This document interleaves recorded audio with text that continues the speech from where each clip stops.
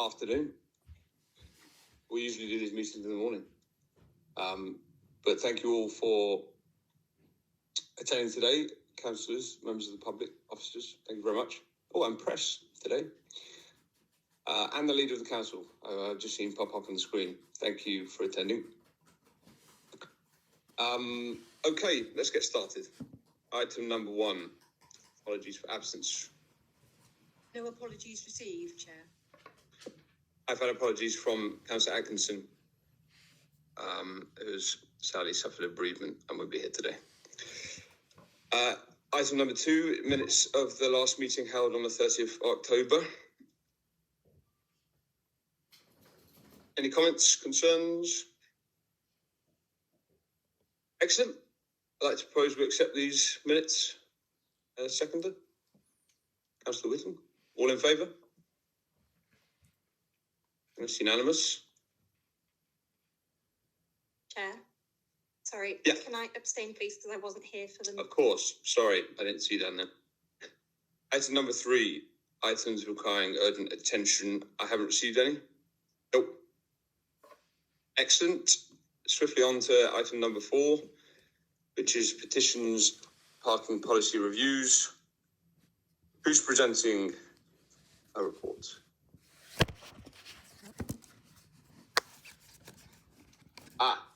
Item number 4 here. I'm aware we've got a petition by Mr. Ian Frankham. So if you'd like to come and present that to one of the officers. Sorry, Chair. It's actually a Mr. Luckham who's actually presenting the petition. Okay, Mr. Luckham. Hello, Mr. Luckham. Thank you for coming today. We've got a petition. Would you like to say something to it? Yes, please. Okay. Yeah.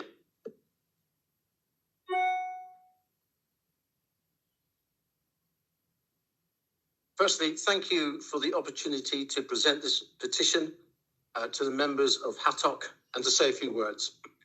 I'll be as brief as I can. I'm pleased to hand in a petition containing a further 1,925 signatures gathered over the last few months to demonstrate the continuing concern, despair, and on occasions even anger concerning the LTN scheme currently in place within Heavitree and Whipton. As already noted, this petition is additional to 4 others listed in the report that members will have received, and all have the same basic request, and this is that DCC listen to residents and either abandon the LTN scheme for Heavitree and Whipton or carry out a full and proper consultation. The signatures on the papers that you will have received equate to over 4,200. We're adding in excess of a further 1,900. That brings the total to over 6,000. If one includes approaching 1,000 signatures on documents which have previously been received but haven't been noted in the report, that brings approaching 7,000 people, 7,000 local residents, 7,000 local voters who are very concerned. I have to say that as a resident of Heavitree for over 30 years, and I think I'm speaking for a large number of people on both sides of the debate, the impact of this scheme has genuinely saddened me. Aided and encouraged, to be honest, by the impact of social media, the LTN scheme has polarised opinions and attitudes and has sparked divisions that did not previously exist between people within our neighbourhood. We are now truly a divided community. And in fairness, you cannot write off 6,000 or 7,000 people as individuals who are involved in extreme politics or conspiracy theorists, people who are resistant to change or climate change deniers. No, they're everyday members of our community, people from every age and demographic, people with a range of abilities and disabilities, just people who love their community, who love their streets, and people with a wide range of interest and activities. In fact, this petition is being presented to you by someone who cycles. Yes, cycles approaching 1,000 miles a year around our city. We are not an anti-cycling brigade. We are simply passionate about there being fairness for all in the decisions that are made and then the access to our streets. This number of people within our community cannot be discounted. Members, please note that. And as I finish, I'd just like to return us to June the 20th last year, the day when HATOC approved the trial of the LTN. Several, if not most members, specifically indicated that the future of the scheme will be decided by the data, not personal observations or perceptions or experience, but the data. Can I note, as I conclude, with the greatest of respect, members, you now have your data. Disappointing it may be for some, and the data shows that the scheme is failing in 8 out of the 10 indicators established by Devon County Council itself. Further, as you will know, your papers receive a recommendation that the Director of Climate Change, Environment and Transport, and it mentions other senior officers, be given delegated powers from the 1st of March 2024 to suspend the experimental traffic orders associated with the trial.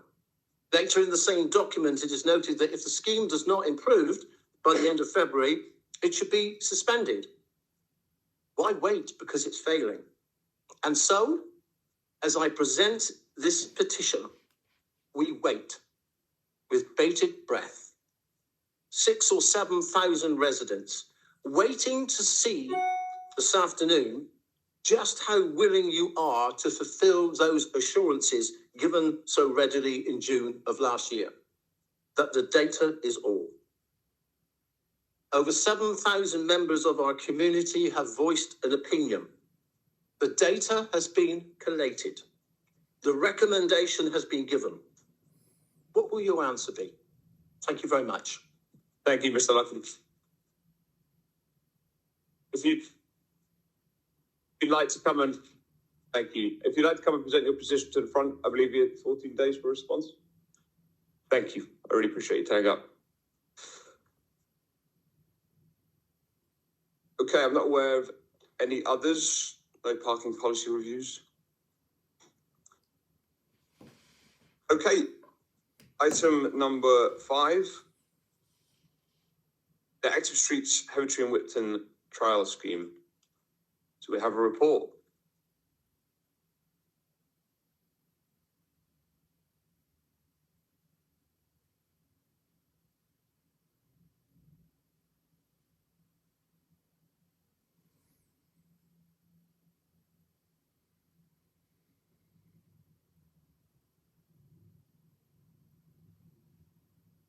I just thought it'd be worth me doing a little bit of an introduction before we get into the detail of the report. As has already been said, one of the recommendations is to give me the delegated powers in consultation with, as was mentioned, a number of people to suspend. And I just thought it might be helpful if I just explained at the start why that is written into this report. I am concerned about I'll say the lack of positive indicators rather than negative indicators that I'm seeing at the moment. But what I was particularly concerned about when I was looking at this report and the data that has been collected is the increase in traffic flows on Heavitree Road particularly. I'm conscious that the next scheduled meeting of this committee isn't until the 23rd of April. And as that's in the run-up to the Exeter City Council elections, I am kind of presuming it'll be pushed to May.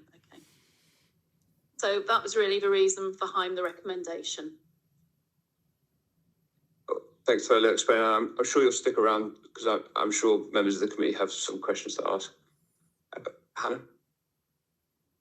Yeah, thank you, Chair. I've got a few slides. I'm conscious there are a couple of points that were raised at the previous HATOC meeting, requesting further information from the committee members.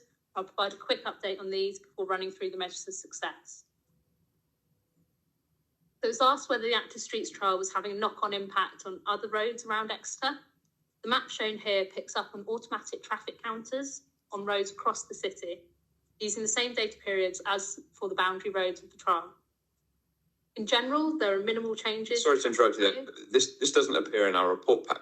No, it's not. It's we've got a table. It is in the reports. This map is just putting the flows into Thank you. a graphic.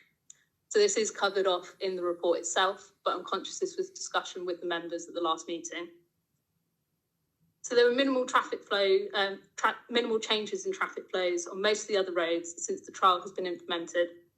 The counter at Prince of Wales Road is an exception to this, but this could be due to the fact that the pre-trial count was prior to the start of the University of Exeter's term, whereas the during trial count was during term time. So the data here suggests that the trial is not causing an increase in traffic outside of the immediate surrounding area. The time of counts was also used.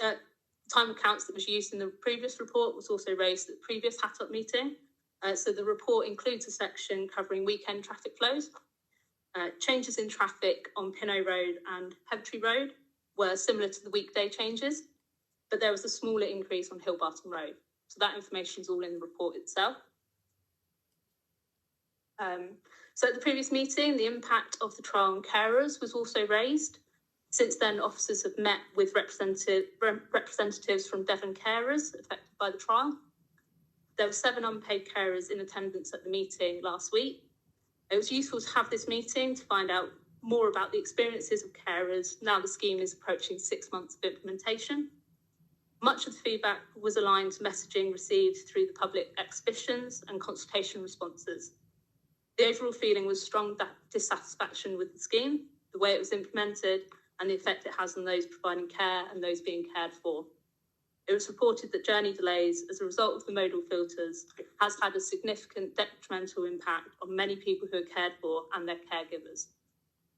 Oxfordshire County Council officers have also shared their experience of delivering similar schemes, and currently they do not have any exemptions for blue badge holders or carers in their low traffic neighbourhoods.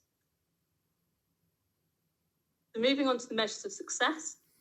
As this is a trial, there are a number of factors that we're monitoring in order to be able to make judgments on the performance of the trial and its overall impact on both the local community and those communities surrounding it. These measures have been developed over the course of the trial in order to ensure pertinent issues such as air quality and the impact on emergency services are being incorporated into our ongoing monitoring. For the update today, I'll be presenting information corresponding to each measure. These have been qualitatively scored according to a red, amber, green rating, with amber in this instance representing a neutral position.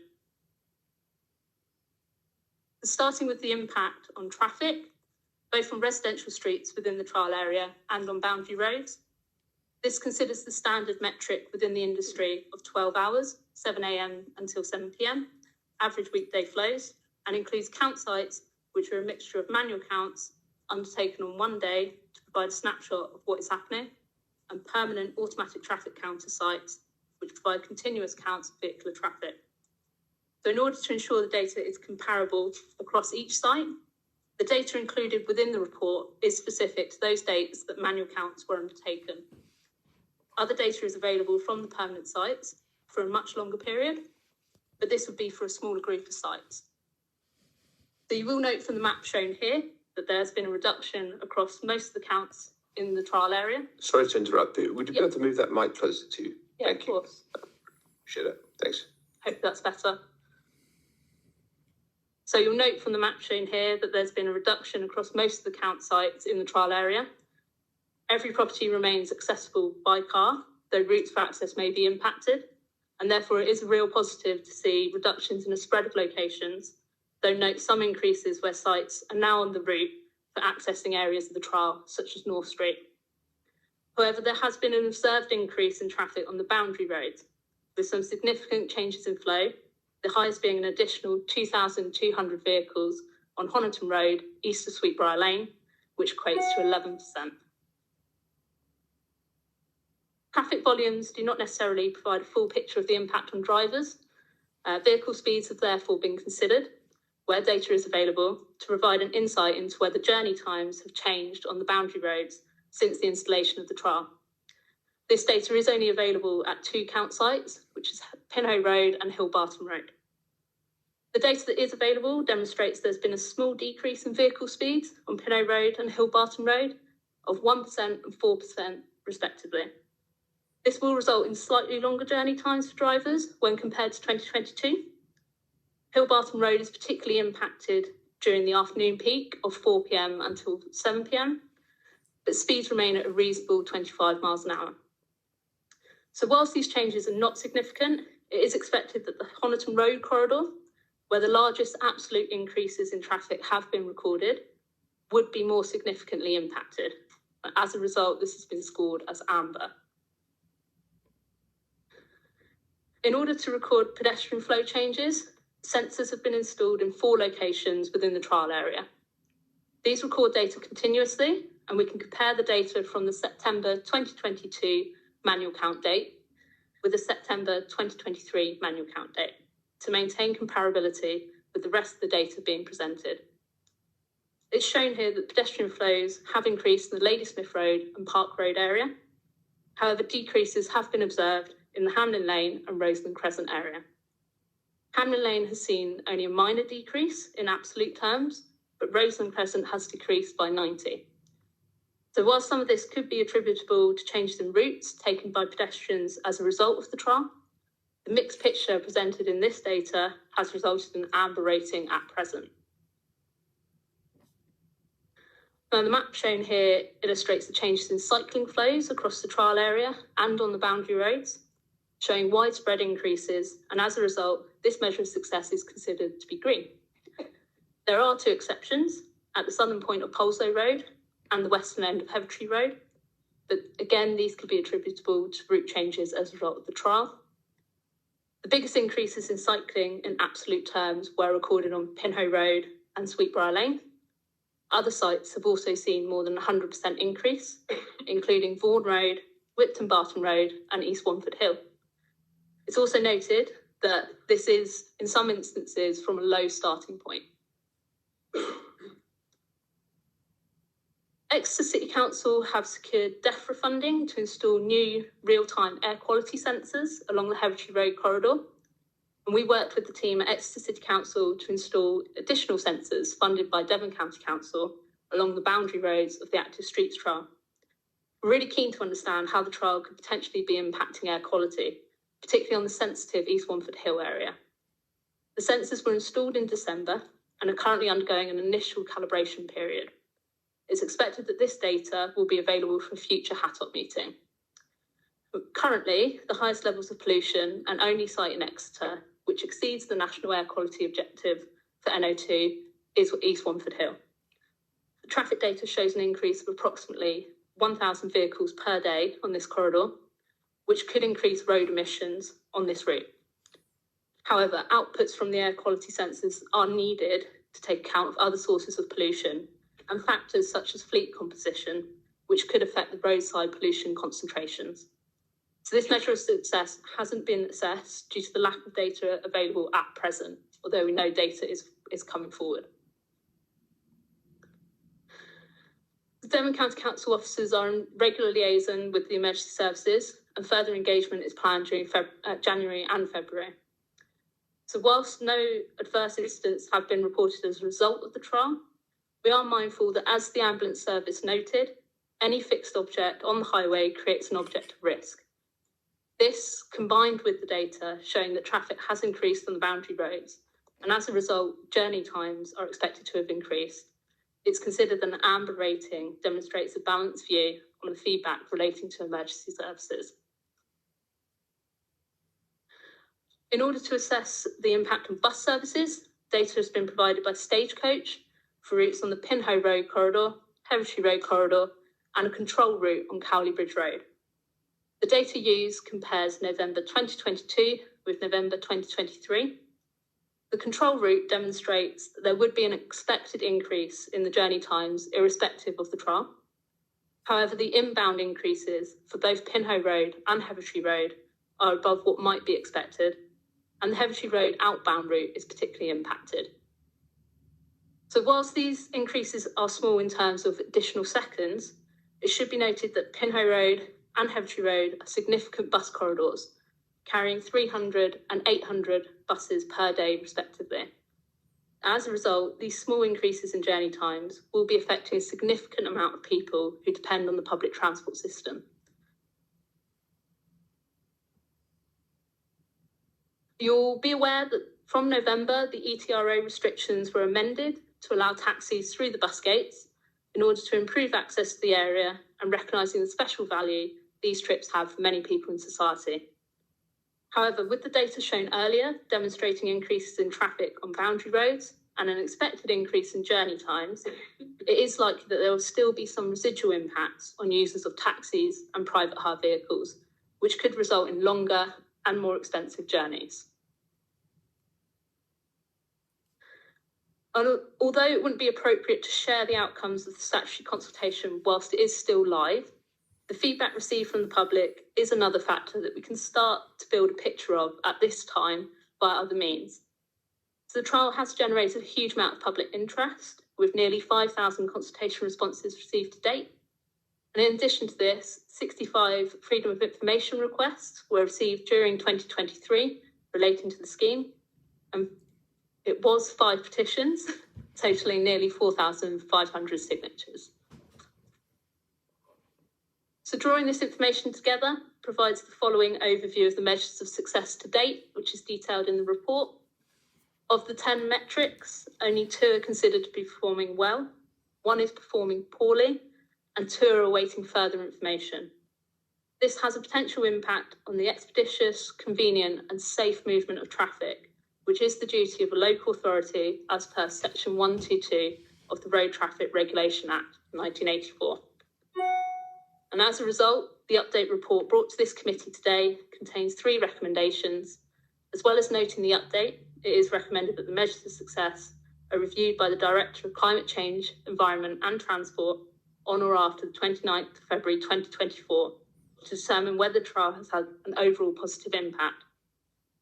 And that the Director of Climate Change, Environment and Transport be given delegated powers from the 1st of March 2024 in consultation with the Director of Legal and Democratic Services and the Devon and Cornwall Chief Constable to suspend the ETRO associated with the trial.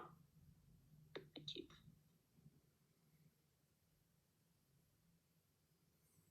Thank you. Okay, I'm going to take Councillor Aves first, if I open up for debate. Thank you, Chair. Is that loud enough? That is. I've written out what I want to say so that I don't miss out some of the points. And I thank you for the petition and for the extra information. Hannah, that you, apologies, Chair, there's a hand up. Did you want to? Oh, okay. Shall we wait then until you've done that? Yep. I took Councillor Aves first because she is currently off. She's not supposed to be here. So I will take members of the public first, and then I'll come to you after I've done Councillor Aves. Thank you. So I have 3 speakers and some speakers from Exeter City Council. I have Edward Pickering first. You have 3 minutes if you'd like to come to the front.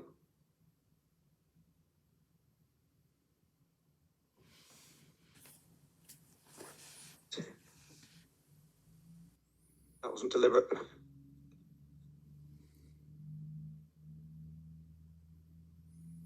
Thank you very much, councillors, and everyone for turning up.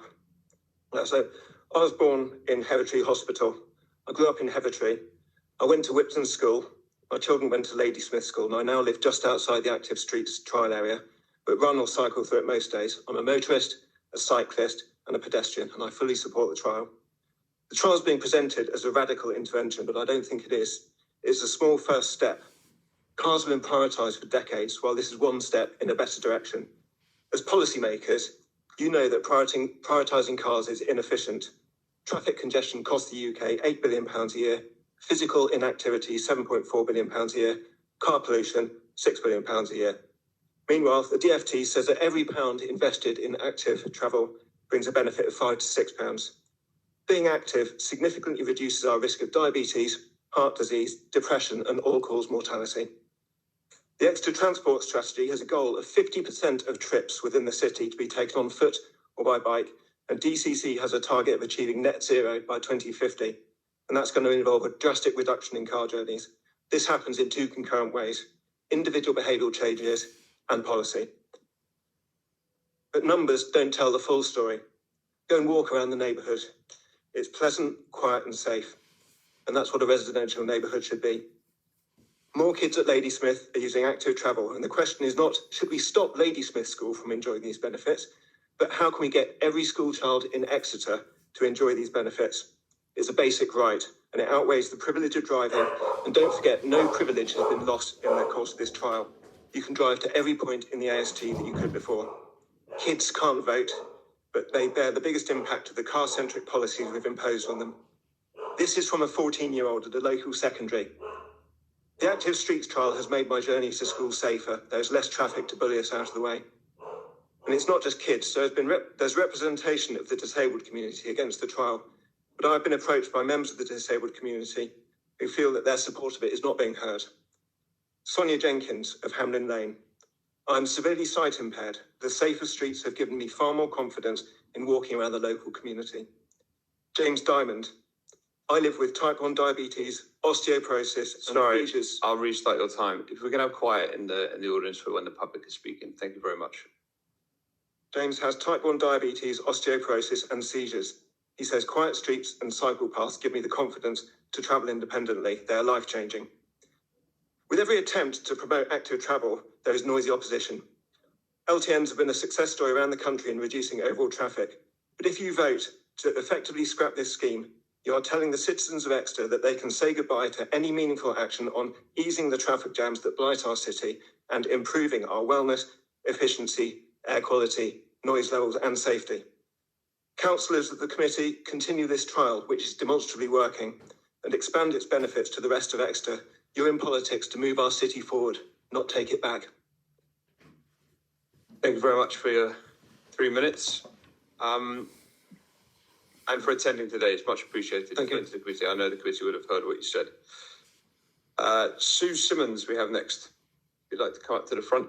Thank you very much.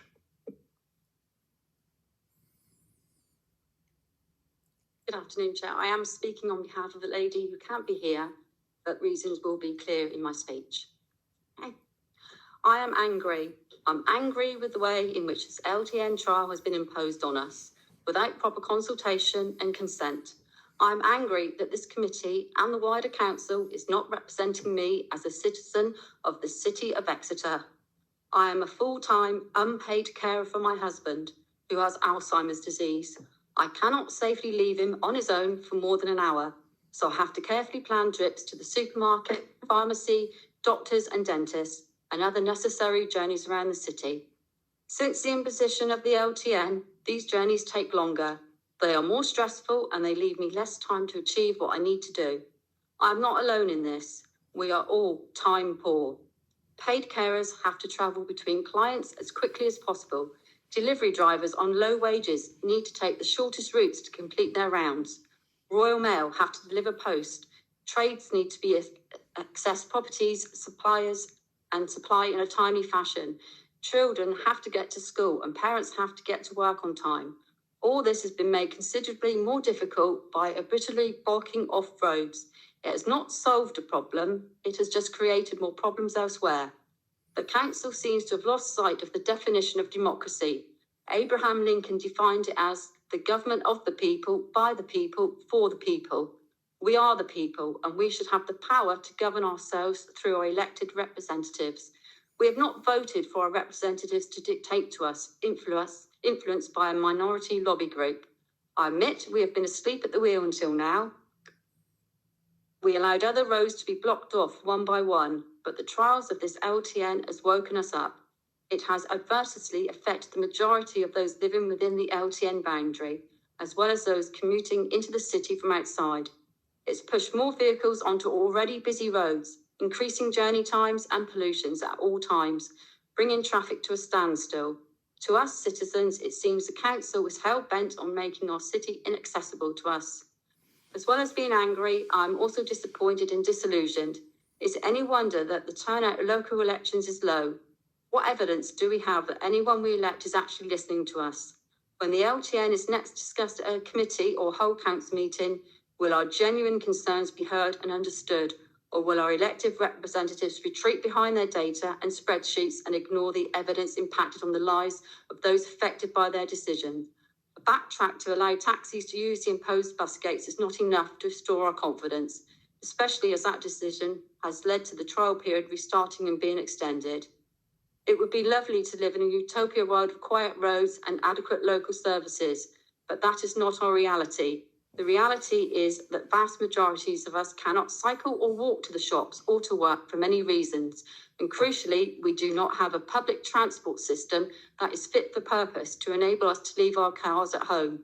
Until this is acknowledged and properly addressed, I will continue to be angry, and my anger and that of many, many others will be reflected at the ballot boxes coming in May in the local elections, as you will be losing votes. These active streets are now dead streets. Thank you. Thank you very much.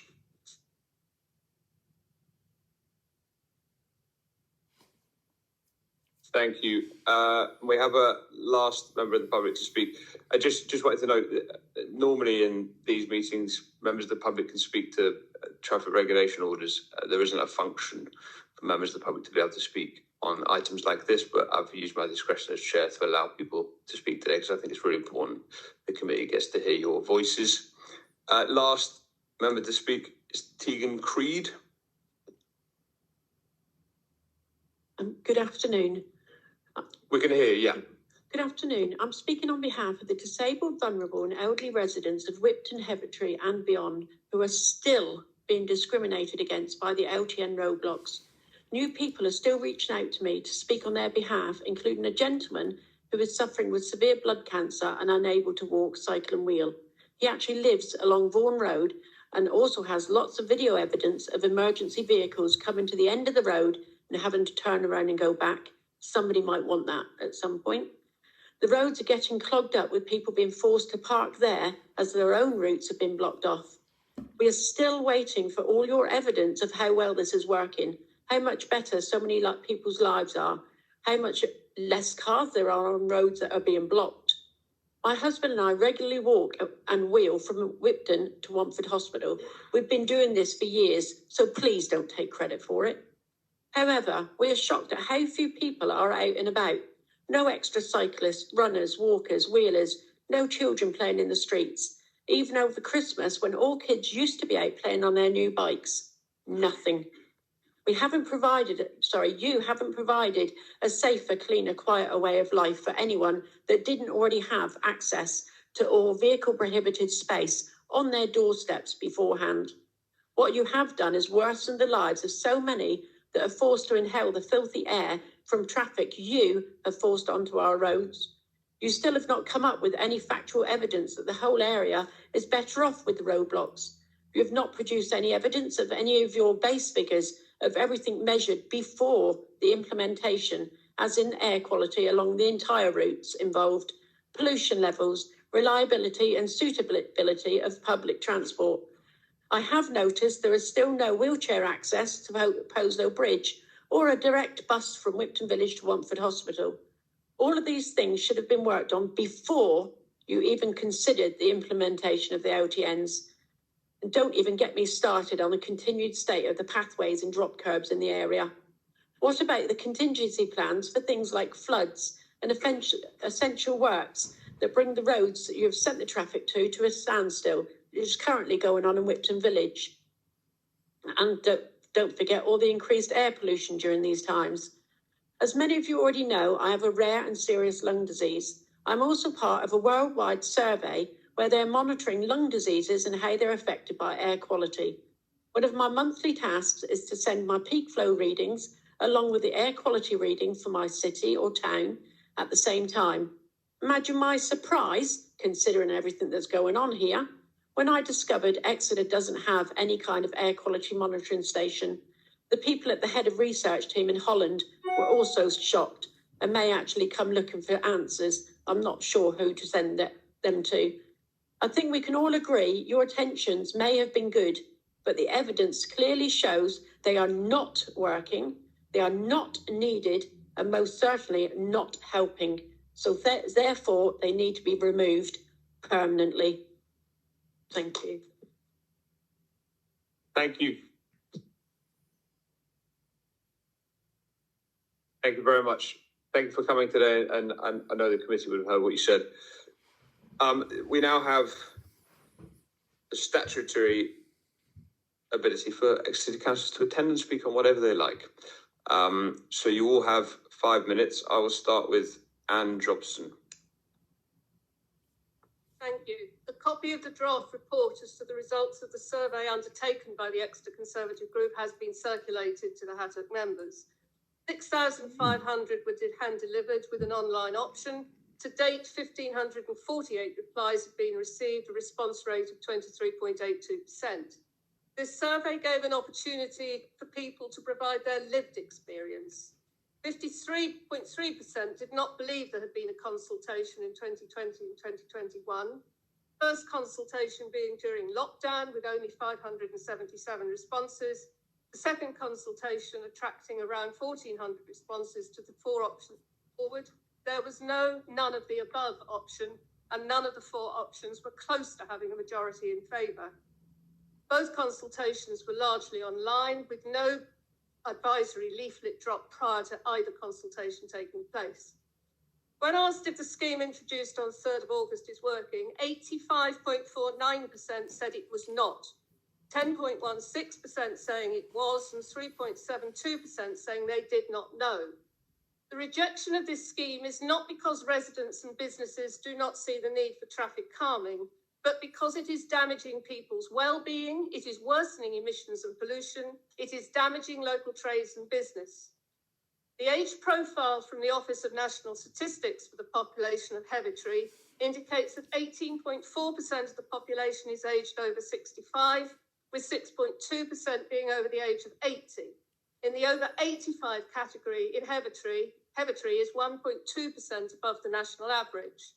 In addition, 17.1% of the Heavitree population are recorded as disabled under the Equalities Act.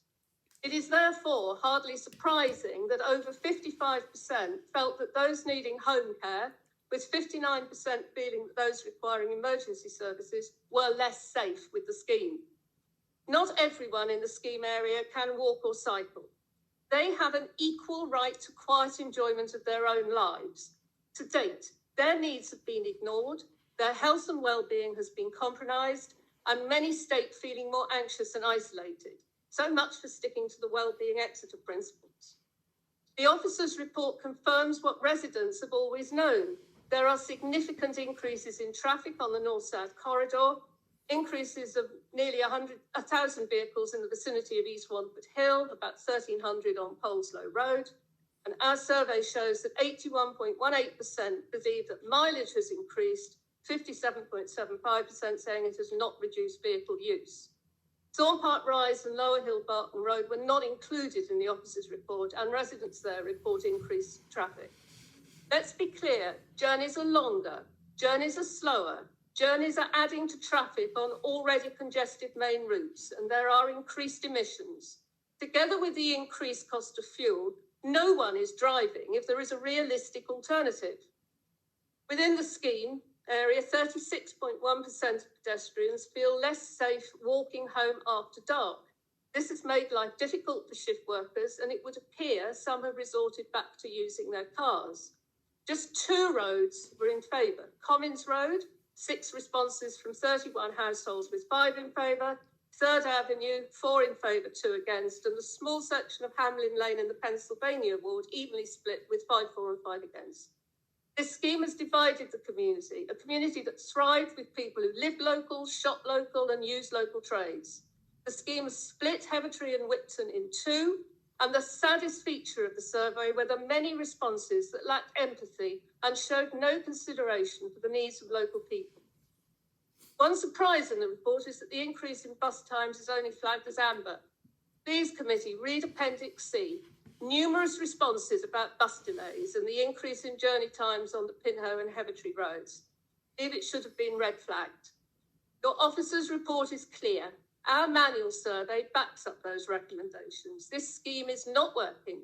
Far from reducing emissions, it has made them worse on the arterial routes. It is adversely affecting people's lives. It is isolating the elderly and the vulnerable. Adopt the report. Yeah, 30 seconds. Remove the planters and bollards and sit down with the local community. Thank you.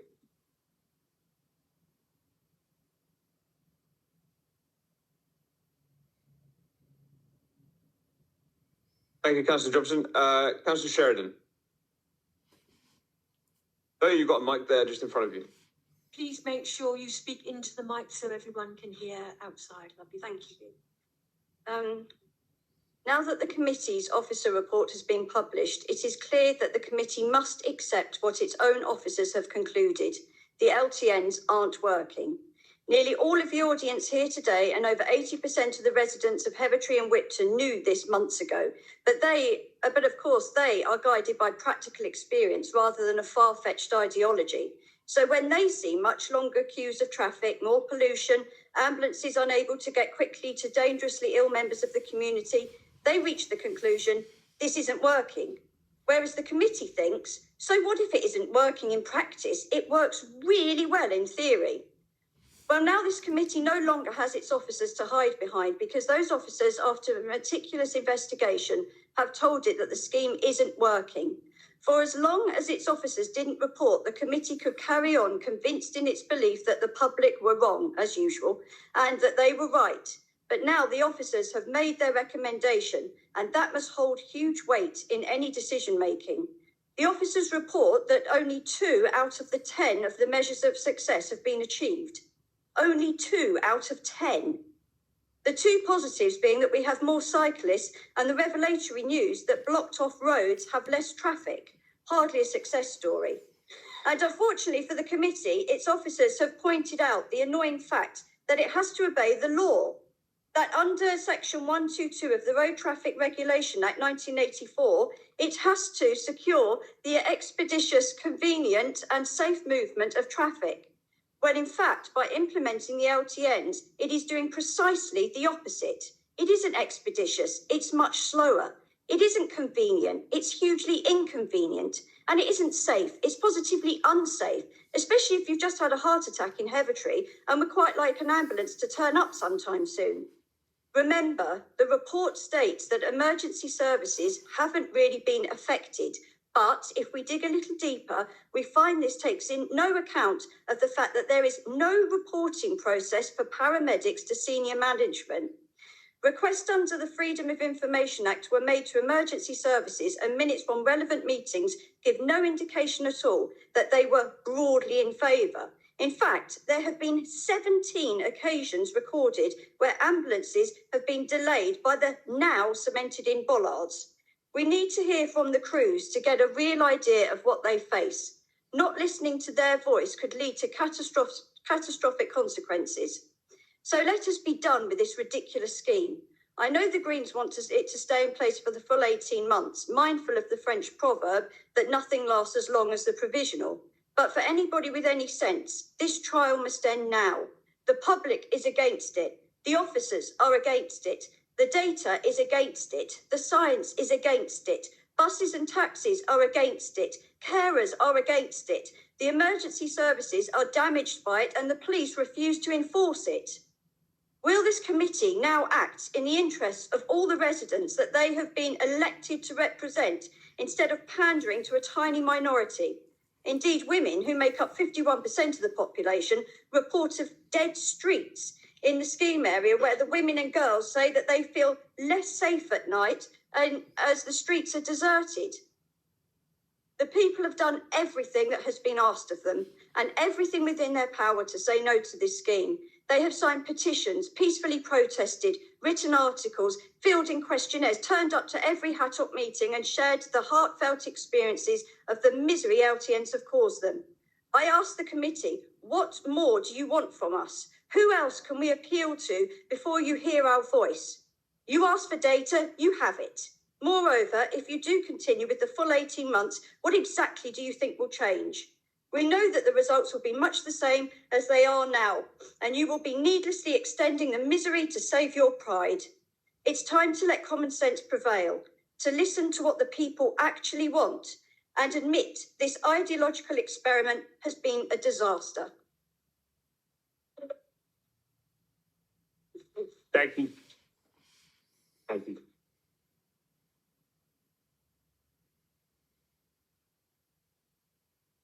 Councillor Holland, thank you. Councillor Holland, and this time, I promise if the clerk speaks to me about something, I promise to keep my eyes fixed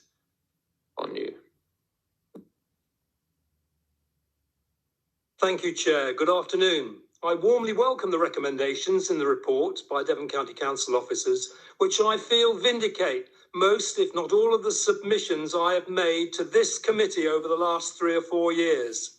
I would like to take this opportunity to touch on the Wednesbury principle. Our officers are entrusted with a discretion to direct themselves properly in law, taking into account obviously relevant considerations. It is my view that this HATOC committee was not previously given the necessary information so that it could take into account obviously relevant considerations. Our officers are there to digest material, to bring to bear their expertise, which the HATOC members may not have. HATOC members therefore relied on the officers' fair summary of relevant matters and a balanced evaluation of the implications when the scheme was first implemented. With that in mind, I believe that there was a failure to properly publicise that intention before the active travel scheme was trialled, meaning it was not possible for HATOC to consider any potential objections to the proposed scheme. County councils spending public money need to ensure not only that they are complying with relevant statutes, but that they are acting reasonably, prudently, and in the light of material considerations. As a district councillor, I'm on the side of all road users and residents and continue to listen to their concerns around the active travel scheme in St Loyes, Whipton and Heavitree. I am acutely aware of the need to tackle congestion, make air cleaner and improve the quality of life in the community of which I am a part.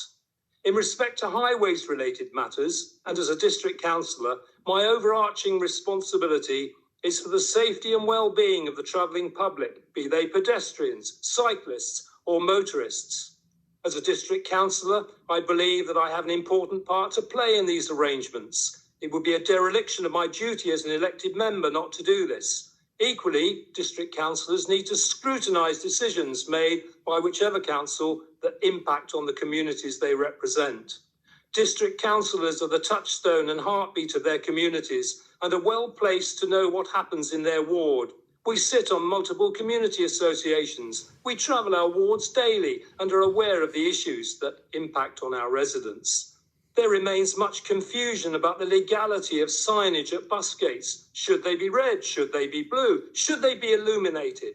The police are currently seeking to meet with Devon County Council Highways to discuss these restrictions, and that's where we are with that. Residents need clarity at this time. Looking into the future, I would like to see an increase in the reach of any consultation process to include public meetings for those who may not have online facilities. Whilst not an exclusive list, I would suggest the starting point to be residents and community association groups, trades and businesses which have and continue to be impacted by the closure of the secondary roads in the zone, schools within and on the cusp of the zone, churches and chapels, the Royal Mail, whose knowledge of the city of Exeter, together with the cab trade, is probably the most comprehensive available. I would urge the elected members of HATOC to embrace positively the recommendation from the highways officers. It is by far the broadest and most balanced consideration that I've seen in a very long time. It is my view, and I suspect the majority of residents sitting to my left, that the trial should be suspended from today and the roads immediately reinstated to how they were prior to the 3rd of August. Thank you, Chair.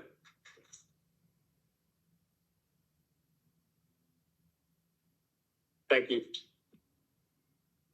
Thank you. Yeah. Councillor Moore. You have 5 minutes. Thank you very much, and thank you for allowing me to speak. Thank you too to the many people who have taken the time to send me thoughtful and constructive emails or to speak to me about the Active Streets trial. Devon County Council has come under a lot of criticism for not consulting adequately when the scheme began, and that's been mentioned today.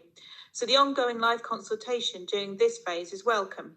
And my Heavitree councillor colleagues have spent a lot of time encouraging people of whatever their views and experience to feed into that consultation. Personally, I've appreciated hearing people's concerns, experience and praise from a range of sources. These experiences, these personal experiences, offer rich perspectives to inform decision-making and should be recorded and analysed for this report, and they're not present. An early end to the trial, ignoring all those responses, will further and very sadly undermine confidence in the County Council's ability to consult. Councillors on this committee are also being denied the opportunity to hear these range of views in depth and the experience that people have contributed in good faith to the ongoing consultation. I am shocked that such a report on such a significant matter seeks to remove councillors' roles as elected representatives to make decisions that affect our communities and seek to involve them. The Conservative government's own gear change strategy calls on councils to be bold and recognise that change takes time. Councillors here initiated the scheme with very clear and bold objectives for the trial to enable active travel. They were very clearly set out on the council's website. So the recommendation in relation to the delegation of powers to suspend the trial is at odds with those objectives. I can only assume a suspension would be to prioritise motor traffic and above both councils' stated objectives of promoting active travel. No explanation, options are offered or refinement suggested. And it should be noted that officers already have delegated powers in conjunction with the chair to make refinements, and these have already been used. I would also suggest the taxpayer is being shortchanged. The report is silent on the practical and financial implications of a suspension. A temporary suspension for a couple of months would be costly. A permanent suspension could be even more costly, putting the council at risk of clawback of monies just at the time when the council least needs them. So with no best value considerations, not being able to see the full community feedback to date and make uninformed decisions to achieve an ambiguous outcome, neither of the council's objectives will be achieved. One thing this trial has done is to unite everyone in expressing their concerns about air quality. The East Wanford Hill Data Monitoring Site has recorded illegal levels of air pollution from Devon County Council's bus service improvement plan and associated funding. Now they need to deliver for Exeter. This is an opportunity for Devon County Council to connect up this bus investment with the trial to create an active bus and rail network that our communities can have confidence in. Finally, I would like to speak up for residents who have been in touch with my Heavitree colleagues. Got 30 seconds. Some residents have expressed deep concerns that their views must be taken very seriously.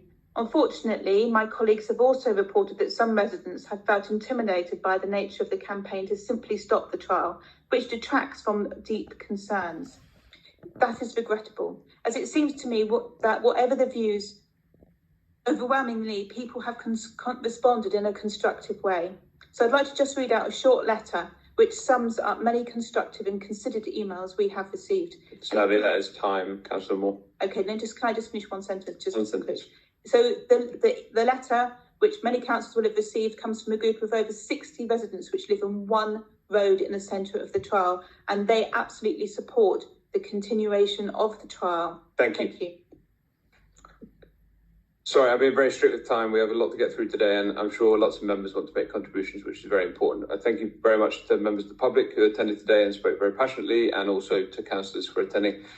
Just because we've got so much on today, I would ask Exeter City councillors could take up their seats in the public gallery. Thank you very much.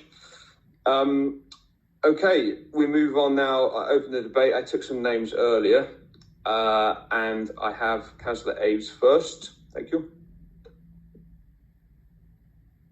Thank you. First of all, I acknowledge everything that's been said already before me, and thank you very much for that.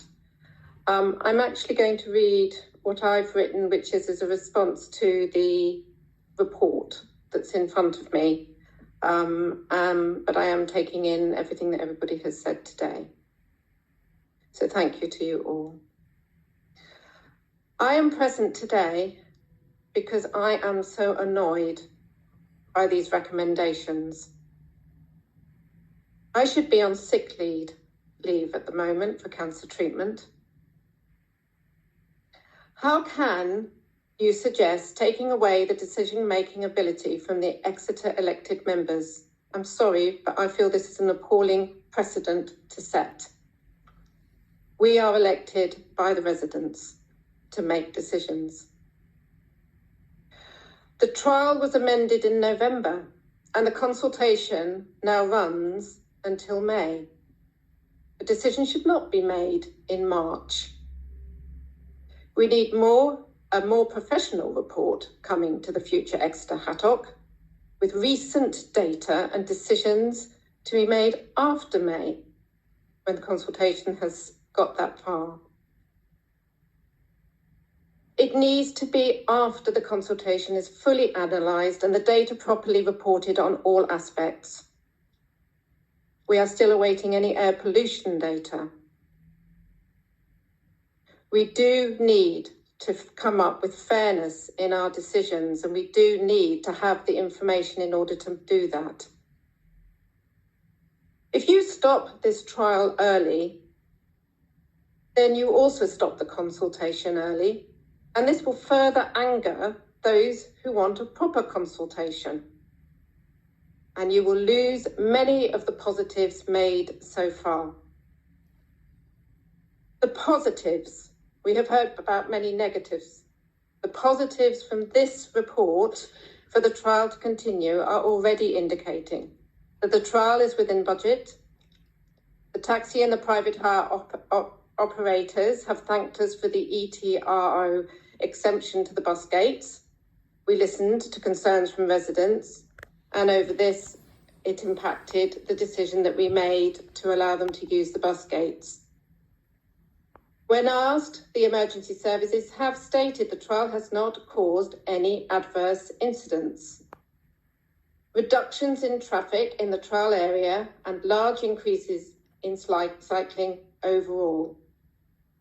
These are all positives, I'm just listing them. Safer roads for children and inexperienced cyclists to be able to start cycling. Calmer and safer journeys to and from schools. Bus journey times only increased by less than a minute, between 3 seconds and 50-something seconds, 54, I haven't written it down here, but it's in the report.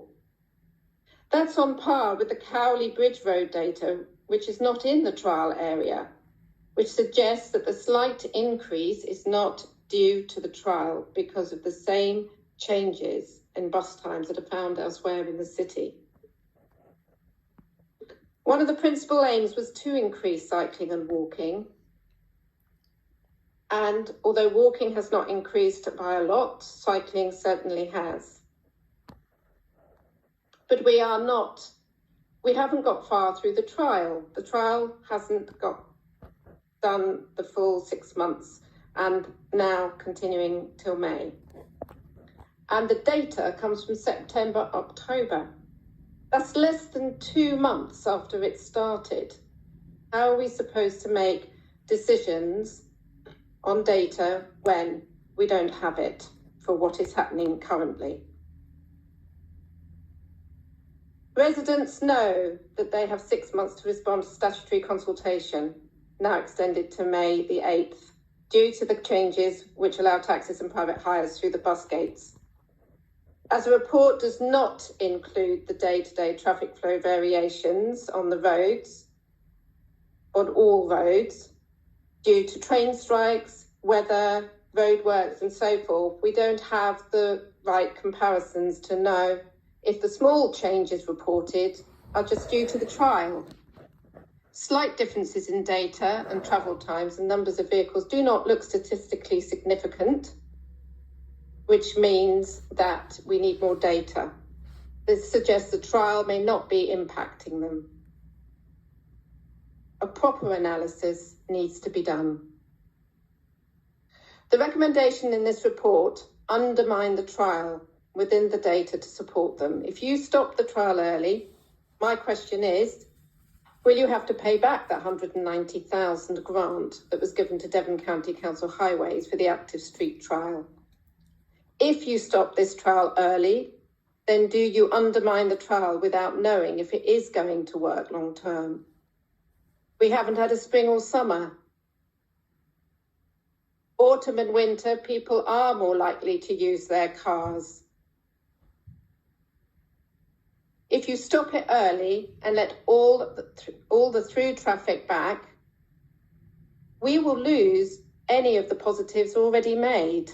that was given to residents when they had more options to increase active transport. We'll just say we sat here as a committee and listened to members of the public very patiently and quietly, and I understand it's an issue and people feel very passionate about it, but I really appreciate if the committee could hear each other without interruption. Thank you. Not everybody will be able to walk or cycle. But those that can need residential streets where they feel confident enough to be able to learn to cycle and to be able to use the streets, particularly the children. We are impacting the future, not just people now who already cycle. That is the hope of the scheme. But fundamentally, I feel that it should reach its full length in order for us to be able to know whether it has had an impact on changing behaviours and so forth, which is so important. Yes, my background, I am a scientist. Yes, I was teaching climate change in the 80s and 90s. There was already evidence, and the evidence has increased. I am concerned, and it is important that we, where possible, change methods of transport. I know what people are saying about those that can't at the moment cycle. I have experienced that, and currently I am not using my bike because I'm not well enough. I do understand. You don't have to feel sorry for me, but it means that I understand other people's experiences. And I wouldn't begin to pretend to be living the lives that other people are living who are concerned and who are impacted by this, who are writing to us. But it is important because so many of you ask us to do a proper consultation, as do most of the people sitting in the room here. We need to complete this consultation before a decision is made. Thank you. Thank you for your contribution, and thank you for coming. Really, your mic's still on. Thanks. Councillor Pearce. Thank you, Chair. And thank you to the officers for the report that they've presented today. I'm just going to start really. I've got two questions and then some further summing up that I wish to do. My first question is regarding the reports and the content and the RAG rating. I just wanted to get some clarity on that if possible, because I've never seen one that operates like this. Green is positive, amber is neutral in your interpretation, and red is a negative. So on the table that you produced, there's one negative, two positives, and all the rest of the measures are neutral. Is that a fair summation? My second question is with regard to the Road Traffic Act 1984, section 122, I think about expeditious travel around the city and so on. And I wonder if, as a highways authority, Devon County Council will, from this point onwards, be objecting to all future planning applications within this area, because every single house, home, flat that's built could have an additional vehicle. So if what we're saying in this report and through the recommendations, as you as officers, as experts, is that our road network is full, that is the end result. You absolutely must oppose the new town in Clyst St Mary, any further home building in Cranbrook, the West Cliffs developments, the South West Exeter, Alphington, Exminster developments, any additional homes that we desperately need in our city and our country will bring more cars onto our roads. So I would just like some clarity on that, please, and some confirmation that if this is really important, that Road Traffic Act interpretation is correct, that you will follow through with it and not just use it in this one instance, but in all future considerations about traffic flows in this city. So those are my questions, and I'd just like to support what Councillor Holland said in his submission to this committee, and that I feel desperately let down by the report and the data and the officers' recommendations.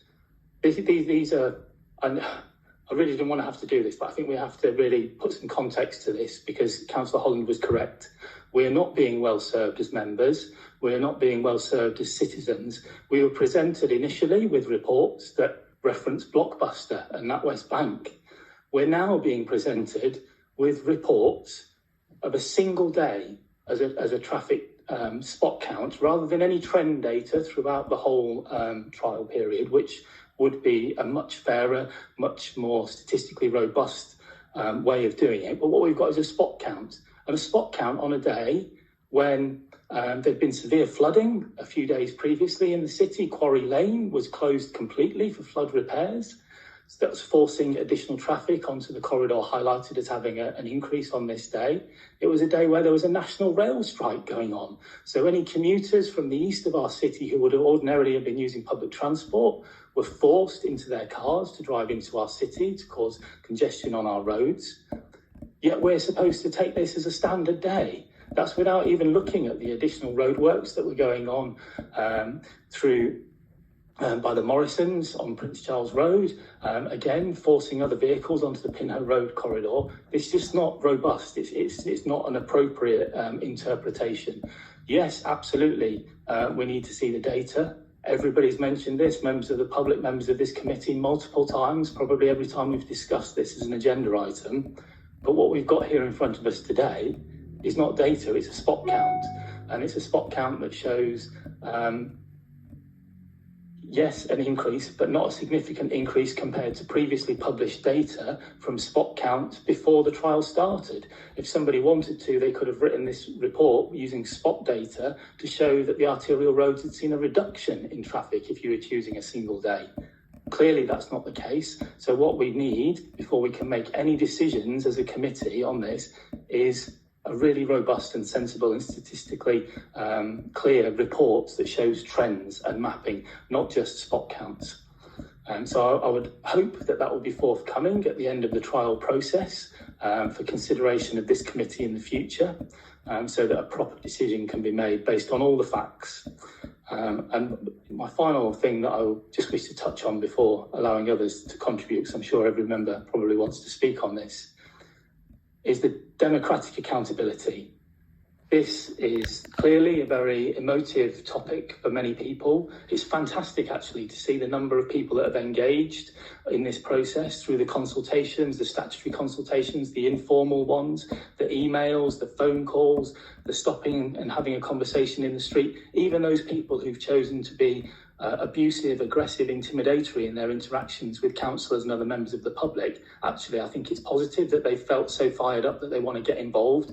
And I wish that some of that energy could be turned to campaigning for improvements to our public transport, could be turned to campaigning for improvements to funding for our NHS, so that there are more ambulances, so that actually people, the response times can start going down, even though the number of call-outs has been increasing. Because what we've got currently is call-outs are going up, the total number, yet the ambulance service suggests that there's no discernible impact on response times.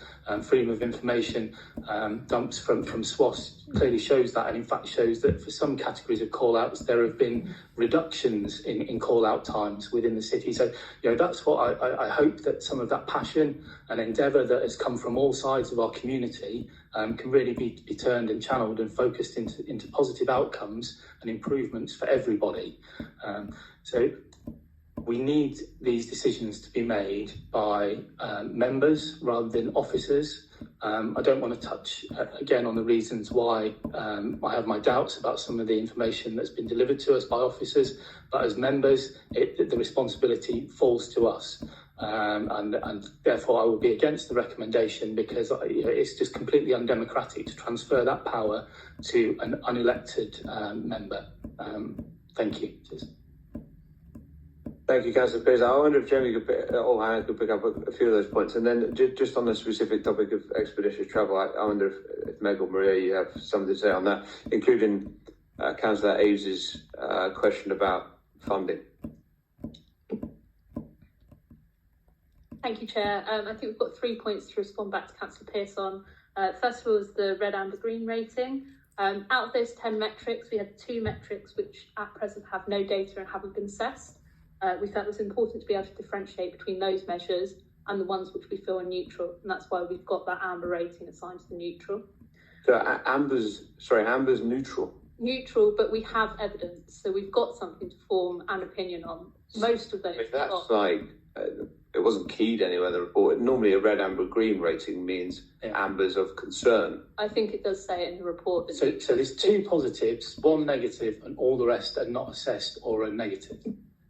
Yeah, they're just neutral. Of the 10, there are 2 metrics Yeah. which have no data and haven't been assessed yet.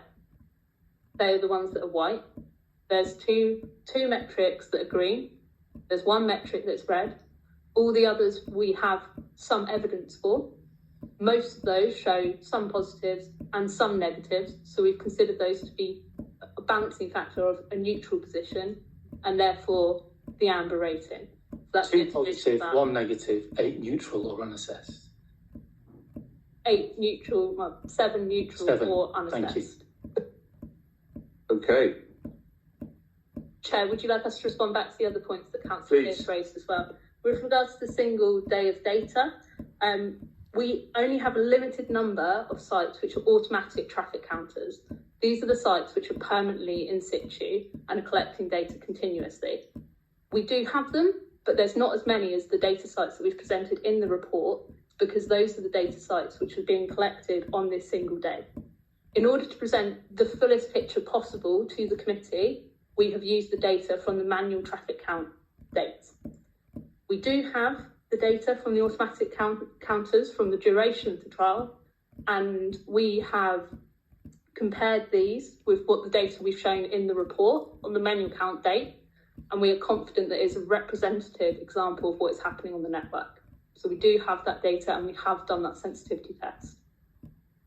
And Jamie will respond on the development issue. Can we see that data then? Because that would be really useful, because as I said, we have, and as Councillor Holland says, we have serious concerns about the quality of the reports that come to this committee. So to only get a snapshot is requesting a leap of faith that maybe we're not all comfortable giving, considering the previous Blockbuster, NatWest and other missteps that have taken place. Yeah, that's fine. I would note that obviously members requested additional information in the report last time, and we've taken those comments on board. There's a huge amount of technical information in this report. Obviously, appreciate there is a different metric that you do want to see next time. Jamie, responding to the other point. Yeah, in relation to how we view new developments in the city, obviously that's that as the district council, as local planning authority, is the ultimate decision maker on those planning applications. We're a statutory consultee, and when we review the impacts of those developments, we're reviewing it against national planning policy framework, and the test there is whether the residual impacts are severe on the network, and obviously through a lot of developments that come forward, we seek to secure mitigation measures. So that might be new cycle contributions towards cycle improvements, enhancements to bus services, all with the interests of mitigating the impact of that development. So that's ultimately the test that we're having in policy terms. As the highway authority, yes, we have a duty to ensure the expeditious, safe. It's a mouthful. What it says in the report, and there's various actions that we take to fulfil that day-to-day operational responsibility.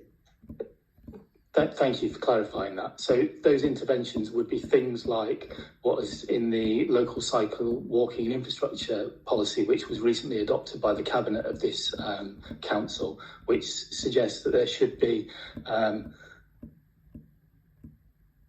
low traffic neighbourhoods implemented over a wide area, at least 1 kilometre wide, that they would be physical blocks to make traffic, so I'm trying to quote directly from the policy,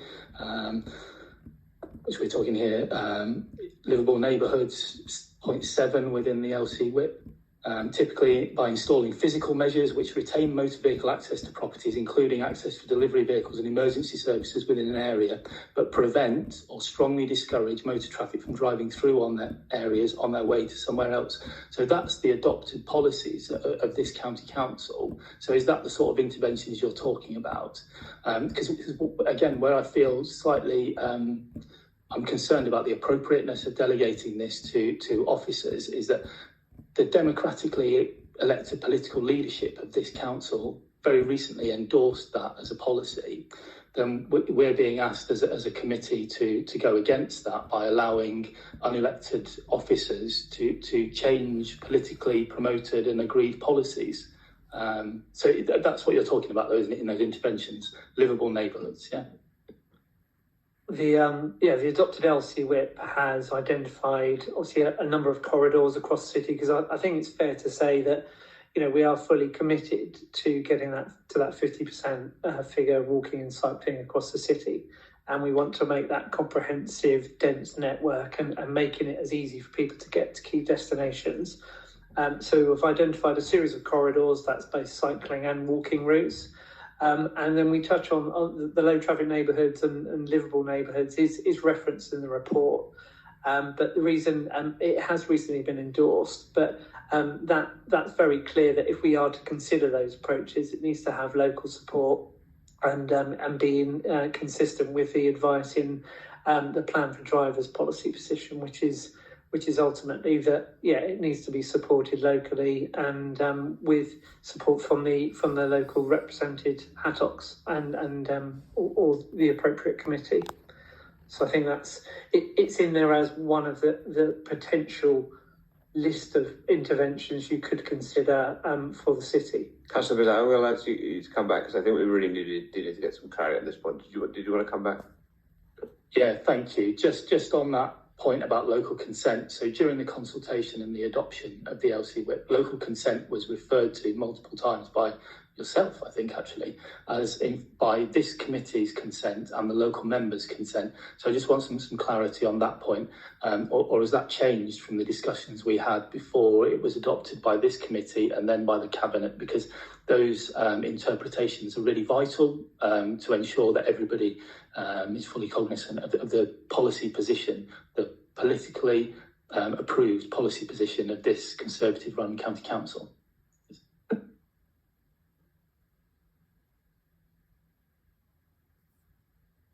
We're just waiting for the policy to load so that we can just confirm the exact. That's fine. I think whilst we wait for that, I think just on the point about finance, does anyone know the answer to that question? Will we be made? We applied from this money for the government to install a specific scheme. We spent the money, or at least a proportion of it. We'll be asked to give that money back. The advice from Active Travel England, when we first said, "Is this? Are we able to spend this on it?" They said we could spend it on this scheme because it is a trial, and they could see it was in the interests of, the experiment that we said it was. So we're not anticipating needing to pay that money back at the end of the trial, because ultimately we're trying to test something, and we're obviously hopeful that it would be successful. So that's. We're not expecting the need to pay that back. Thank you. Sorry, this is still loading, but just to come back to the point about extended flows over a longer period, that is available on the scheme website as well. So that information is available to all members, but we'll send a link around if that's helpful. I think we've got that. I'm not sure that was the question, but just in response to the last one. Okay, thank you. Happy to move on. Councillor Adams. Thank you, Chair. Firstly, I want to say that as a councillor, these are not easy decisions, they're very difficult. And to say we're not untouched by stories and information from several sides of the argument, we certainly are. Yesterday, I spent 8 hours reading emails and trying to reply to people where I could, reading all the different views and points of view. I I have said, and I will continue to say, that I want to look at robust, accurate data to help me make a decision, not just for my division, but for decades in this city. And it is not just about this scheme. If we decide this isn't right, this will have an impact on finance for this city and this county, and finance will be not as available. These are huge decisions that we have to make. I am very angry about the recommendations I see them as undemocratic. It's a very slippery slope to take away the rights of councillors to vote on behalf of the people they've been elected by. I am disappointed by this council that they think that is acceptable. It is not. It will breed a lack of trust in Devon County Council if you think this is a suitable way as officers to proceed. I want to see robust data. I want to be able to trust the data that comes to me. I want to be able to look residents in the eye when I make the final decision on this, whatever that is, that I feel I've been serviced properly by officers of this council, and I can give a good, reasoned answer for my decision. At the moment, I can't. This is a poor report. I'm very disappointed, but it is a poor report. There's been confusion about the amber rating. I want to take seriously petitions that have been brought to the council, but I want a robust assessment of those petitions to make sure that there is not several signatures on there, that there are actually lots of different people that process has gone through, because there has been, and let's be frank about it, there has been an element, and that's not everyone, because there have been decent, honest people on both sides of this argument, but there has been an element that has been trying to subvert, I think, the course of this consultation. So I want to know that those petitions are fair and robust. I also want to know that when we look at the consultation, the emails that have been sent in, I want to know that things like IP addresses have been checked. Have you checked to make sure that there's not lots of doubling up by a few individuals? I received one very, very disturbing email from someone yesterday who listed people's names and dates where on social media they had, if I can just find it, they had put such things as, here we are, multiple times, every time the LTN gives you NISI, fill in this form. Can you fill in this multiple times? Remember to fill in the form every time you're inconvenienced. Now, I want to know that when I see that data, that it's a fair reflection of all the individuals across our city and across Heavitree and Whipton, and that I can trust that data.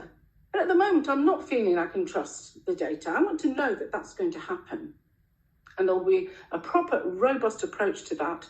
I want to know that that when we're presenting a report, it's not confusing as this RAG rating is confused. I had lots of people email me yesterday saying this is a very confusing document with the red and the amber and the green, because that isn't most people's understanding of RAG rating. That's not how it works. Amber isn't neutral. In fact, I think it was Mr. Luckham who presented his... no, we can't actually deal with this noise. Could I ask to shut the door, please? Who presented his petition... Sorry, one second, who the metrics have been achieved and all the rest hadn't been achieved. Well, it's clearly not what's going on here. Your documentation is not clear. I want to know why we're having to make this massive decision for our community on just 2 days of vehicle data, which Councillor Pearce has already said has got some holes in it. And you can probably tell by my voice that I am angry that there is the Blockbuster incident, there is some of the base data, and there was some concern over the initial consultation. I voted for this trial because I wanted people to have a lived experience. I wanted to see at the end of this trial proper, robust data so that I could make the right decision. And I feel the decision of an officer coming in and taking away my democratic right to vote for this is wrong. Secondly, how on earth can we make a decision of this magnitude on 2 months vehicle data? We're not even at the end of the first 6 months of this trial. I want to press that we continue at least for 6 months, that we get some proper robust data. There's gaps in this data, and you want us to make this decision that many people are passionate about, and we have to get right. It seems hurried to me. I don't know if there's financial reasons why, Meg, you are making this decision, but I feel this is hurried and it's not thoughtful. It's not serving our residents properly. So please, can we have answers? I want to make sure that the things that I've said about the consultation and the petitions, they would have been scrutinised properly. I want to see proper data at the end of 6 months, and I want to make that decision for my residents. Thank you. Thank you very much. Thank you. Councillor Hanford. Thank you, Chair. Well, I welcome this report and the recommendations as an opportunity to end this damaging and costly experiment and start to actually heal the anger and unhappiness across so many parts of the city. I do hear the comments from some of the members about the democratic deficit, but I'm going to propose an amendment to the recommendation under C that we change suspend to scrap. And I'm looking for a seconder for that. Well, you will have, Chair, an opportunity to make a decision democratically today if you're so moved to do so. Well, and I think that Councillor Price is happy to second that amendment. Just on that, I mean, the substantive recommendation hasn't been moved or seconded. I'm just proposing it now, Chair, just in case you don't call me again. Are you going to let me continue or Sorry, I thought you were proposing something. I did propose an amendment. So we need a seconder. Thank you. Thank you. As you and the other members of the Labour group know, I've repeatedly warned you over many years about this scheme to be careful what you do, unintended consequences, and look at the effects on the local community. And that was never listened to. I hear what has been said by some members about who wanted it in certain areas, allegedly. But to me, it's always been the moral argument of, if you want it in your local street, do you have a higher sort of status to people where you're causing more traffic and more pollution in the other roads? I don't think so. I don't think that's a good way to bring a community together. This scheme has undoubtedly created huge community divisions across all of Heavitree, but I think it's notable it's spread out into Beacon Heath, into Pinhoe, everywhere. Even in St Thomas, it's a concern that's raised regularly on the doorstep because people have family in that area and care and responsibilities. And as I said at the previous meeting in regard to the buses in the Westex now, because they're getting, I'm looking for the right word, delayed in Beacon Heath. The drivers are getting back to Sidwell Street and they're on break or whatever, and we're just not getting them. So it's much more than just a few minutes delayed. I do have some sympathy for the County Council because consultations were undertaken, but because of all the unintended consequences, I think it needed to go further, which we didn't see into Pinhoe, Beacon Heath, other parts of the city where, I can understand that those areas that almost have all the negative effects, but none of the benefits of the road closures, for example. I don't think any of us saw possibly how far and wide some of the unintended consequences were going to stretch, but they are there. I will say, Chair, as well, I think, from listening to the local residents, representations from people, vulnerable groups, etc., it has been quite upsetting to hear the effects directly on the lived experience of people across the city, really. It doesn't matter if you live in Heavitree or not, because I think this is one way or another has affected nearly everybody in the city. They've got family, care responsibilities, work responsibilities, and it really has been a disaster for the city. I think it's gone on long enough. I think you can see the consequences. I am very concerned today that Meg Booth seems to be thrown under the bus because they've put together a report that some members don't like. So therefore, if you pardon the pun, Chair, my experience, Meg is a very fine officer, and I don't like her being treated like this afternoon, to be perfectly honest with you. And I will speak to the county solicitor afterwards about it, because I think she's been put in a very difficult, almost intolerable position this afternoon. But nevertheless, I think it's time now to scrap this experiment. You don't have to even look at the data. Go out and look at the roads, look at the pollution, look at the effects it's been having on ordinary working people. And people have been talking about the cost of it, the cost to the taxpayer. Well, what about all the cost of the extra petrol for the ordinary working people getting around the city? You got it wrong. You need to stop it now. Today you've got a chance to scrap it, and let's try and work on the other parts of the jigsaw that need working on, like public transport and a more connectivity across the city. End it today.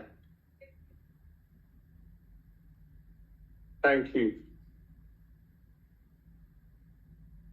I was just trying to remember how you voted. Councillor Wood? Sorry, thank you, Chair. Just to clarify on the amendment, legally, we can't have an amendment to scrap the scheme. I think the amendment would be more along the lines of the proposal to immediately suspend. Just wanted to clarify that point, please. sorry, I don't quite understand. You proposed and Councillor Prowse seconded the original recommendation. Yes, we haven't had any amendments. Chair, I'm happy to accept the county solicitor's wording. Thank you. Sorry, just to really dig down on the detail, you've proposed the original recommendation. Councillor Prowse has seconded it. So I know this is why I spoke to you. So we haven't had an original proposer and seconder for the recommendation. So how can we amend something that hasn't had a proposer and seconder? Which I think is fine when we come to the point, but I think the wording I need to just clarify. Okay. It's fine if we come So, yeah, you've got it on the table, so we can deal with it at the appropriate point, can't we? Okay, thank you. Very strange. Councillor Wood.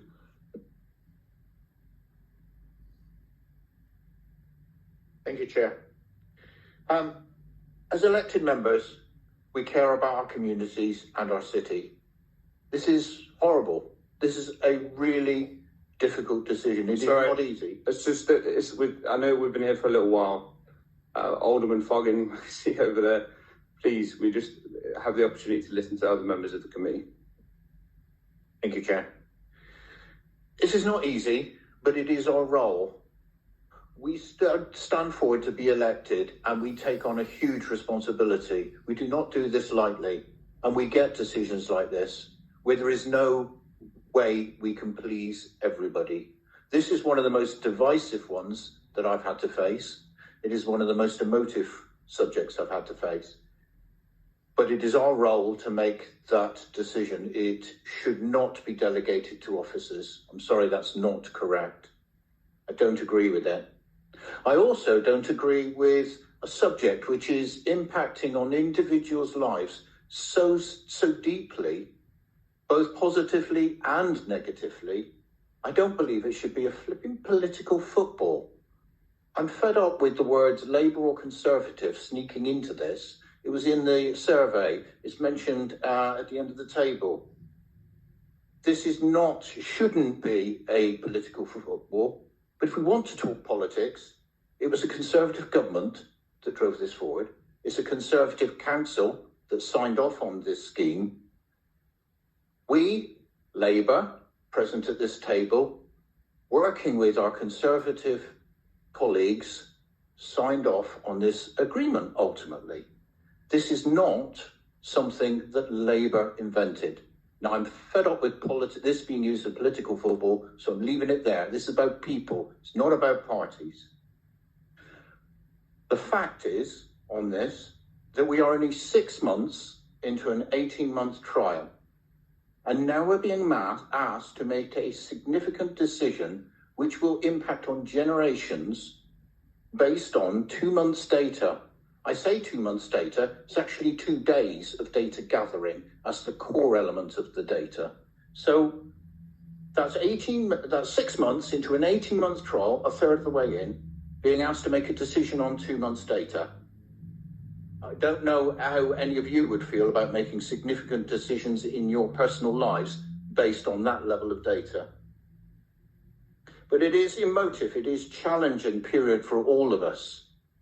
And I don't take that lightly. I've met and talked with so many people on this. I have a huge range of emails, both positive and negative.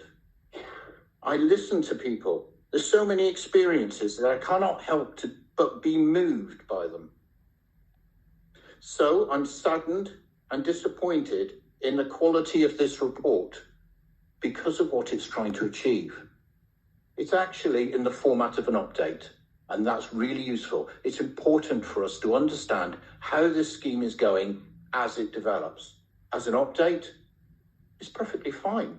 If you're asking me to make a decision which impacts on any possible measures that we might make to reduce traffic congestion in our city, to improve people's lives by helping them to partake in active travel, to help them to get fit, if you're asking me to make that level of decision, I don't want an update. I want a robust quality report that's been statistically checked independently. Let's get the politics out of it. Let's get statisticians involved who can look at it objectively. And that's the level of report I want before I can make that level of decision. This is an update. That's all it is. So I think that those in this room who have been affected, who are living through this, who are consider themselves suffering from it, those who consider themselves benefiting from it, we all deserve a better level of information so that quality decision making can be made by those who have been elected to make it, not something that's based on little data. So it's a trial. We've heard the term lots of times, it's a trial. Why is it a trial? Because we cannot be assured, we do not know, we cannot be fully aware of the impact before an installation. The works went in, we learnt from that, we changed it to allow taxis through the bus gates. There's more that can be amended. And that's what we should be doing, listening to people, understanding what their problems are, what their issues are with this trial. It's not an all in or all out. This is a trial. We're meant to be amending it. We're meant to be fine-tuning it. We've done one change. And we've heard a lot from people who are being impacted on by this scheme. We should be listening to them, and we should be looking at how we can mitigate and reduce the impact that people are suffering from. I've heard a lot from people who really are benefiting from this scheme. I hear that they're really, but obviously they've only started to come forward now because they feel they're about to lose all the benefits that they're starting to appreciate. So I'm hearing a lot from both sides, a lot. And they should be listened to, and there should be adjustment. But what we're getting is where there's a bit of resistance, they're immediately it's throw the whole lot out, the baby out with the bathwater. Let's just scrap it. And I have to say, suspend is a very interesting word when you've got concreted in bollards in the middle of a road. How do you suspend that? You rip it out, don't you? Thank you, Councillor Hannaford, because you've made it pretty clear. Suspend, no, rip out. Those are our options. So, thank you. It's passionate. We have got to hear from councillors. Thank you. So it's a trial, and the trial is so that we can amend it. But we've had no response to specific issues and challenges highlighted in the consultation. No alterations or amendments. Primarily, residents are having different experiences from this, and we should be listening and we should be changing. But if I look at the data itself, so what I want is for the consultation and the traffic data, when it's meaningful and robust enough to influence how this scheme is laid out. And we should be adjusting, we should be listening. We should be. So just to put a bit of an influence, just to put a bit of flavour, Councillor Pearce has already mentioned the impacts on that one specific day when the traffic count was carried out. There's more to be laid to the general principles around that. Literally, and I mean literally, thousands of houses have been built to op on the Pinho ward and beyond in West Clyst, and there is more on the way. And in the last 6 months of this trial, literally hundreds of those houses are now occupied. So you will find a reasonably large proportion of those residents using their cars to get into the city centre. So if you're looking at a marginal low percentage increase in traffic, it may not be just this trial. There are a huge number of factors that can influence all of the metrics we've seen up there. And it has to be said, when I saw the graph around speed differentials, it's kind of hard to spot which line was what colour, because they were almost on top of each other. Incredible. And that somehow was a major impact. One of the other things around the metrics, if you go to the website, if you go to the trial website, there's a list on what will be measured. Healthy street score, that's one of only a few that are listed. I've heard nothing about that. Where's the healthy score? Bus times, we've heard a little bit about that. And for those that are still around when we get off the subject and get onto agenda item 6, you'll find there's a massive investment which is going to be undertaken, approved by this committee, to look at major works to try and reduce the travel times which are being impacted on buses across the city. This city is jammed full of cars. Those cars are slowing down buses. Agenda item 6 is a major investment to try and improve that. So to say that less than a minute's delay in buses in this isolated area is just because of the trial, I think is a stretch. What we are not doing is looking at the city-wide impact on bus travel. What we're not looking at is the city-wide increase in traffic caused by thousands of new homes being built. I do support the principles of this project. I am willing to listen. I want to see it listened. I want to hear the experiences of the individuals here and beyond who've contributed to the consultation. I want to see and explore how those experiences can be taken on board, how we can learn and how we can adapt. For me, the key things we wanted to achieve in this scheme was not to disadvantage members of the public hugely. Of course, if you're looking at change, there is difficulty, there is challenge. But what I wanted to see was an improvement in the safety and the attractiveness of active travel. That's key. I wanted to see permeability for local residents to be able to move out of their community and move on. Right now, we've got big barriers. We've got an all or nothing. We've almost got a bubble where people are contained. That's not permeability. I want to see residents able to move about. Now, that's not an easy thing to achieve. The other thing I wanted to stop was the rat run. I used to live in Goldsmith Street. It's right at the end of Ladysmith Street. Lived there for quite a number of years. That was over a decade ago. Back then, it was a rat run. Now, I've had various emails saying there were no rat runs. Lived experience. I lived in that road. It was a rat run. I'd go down to Ladysmith Street where the two cars on either side, just a single carriageway up the middle, and people at that end seeing my car coming would go, I can beat him. If I get to the end of those parked cars, I can be on.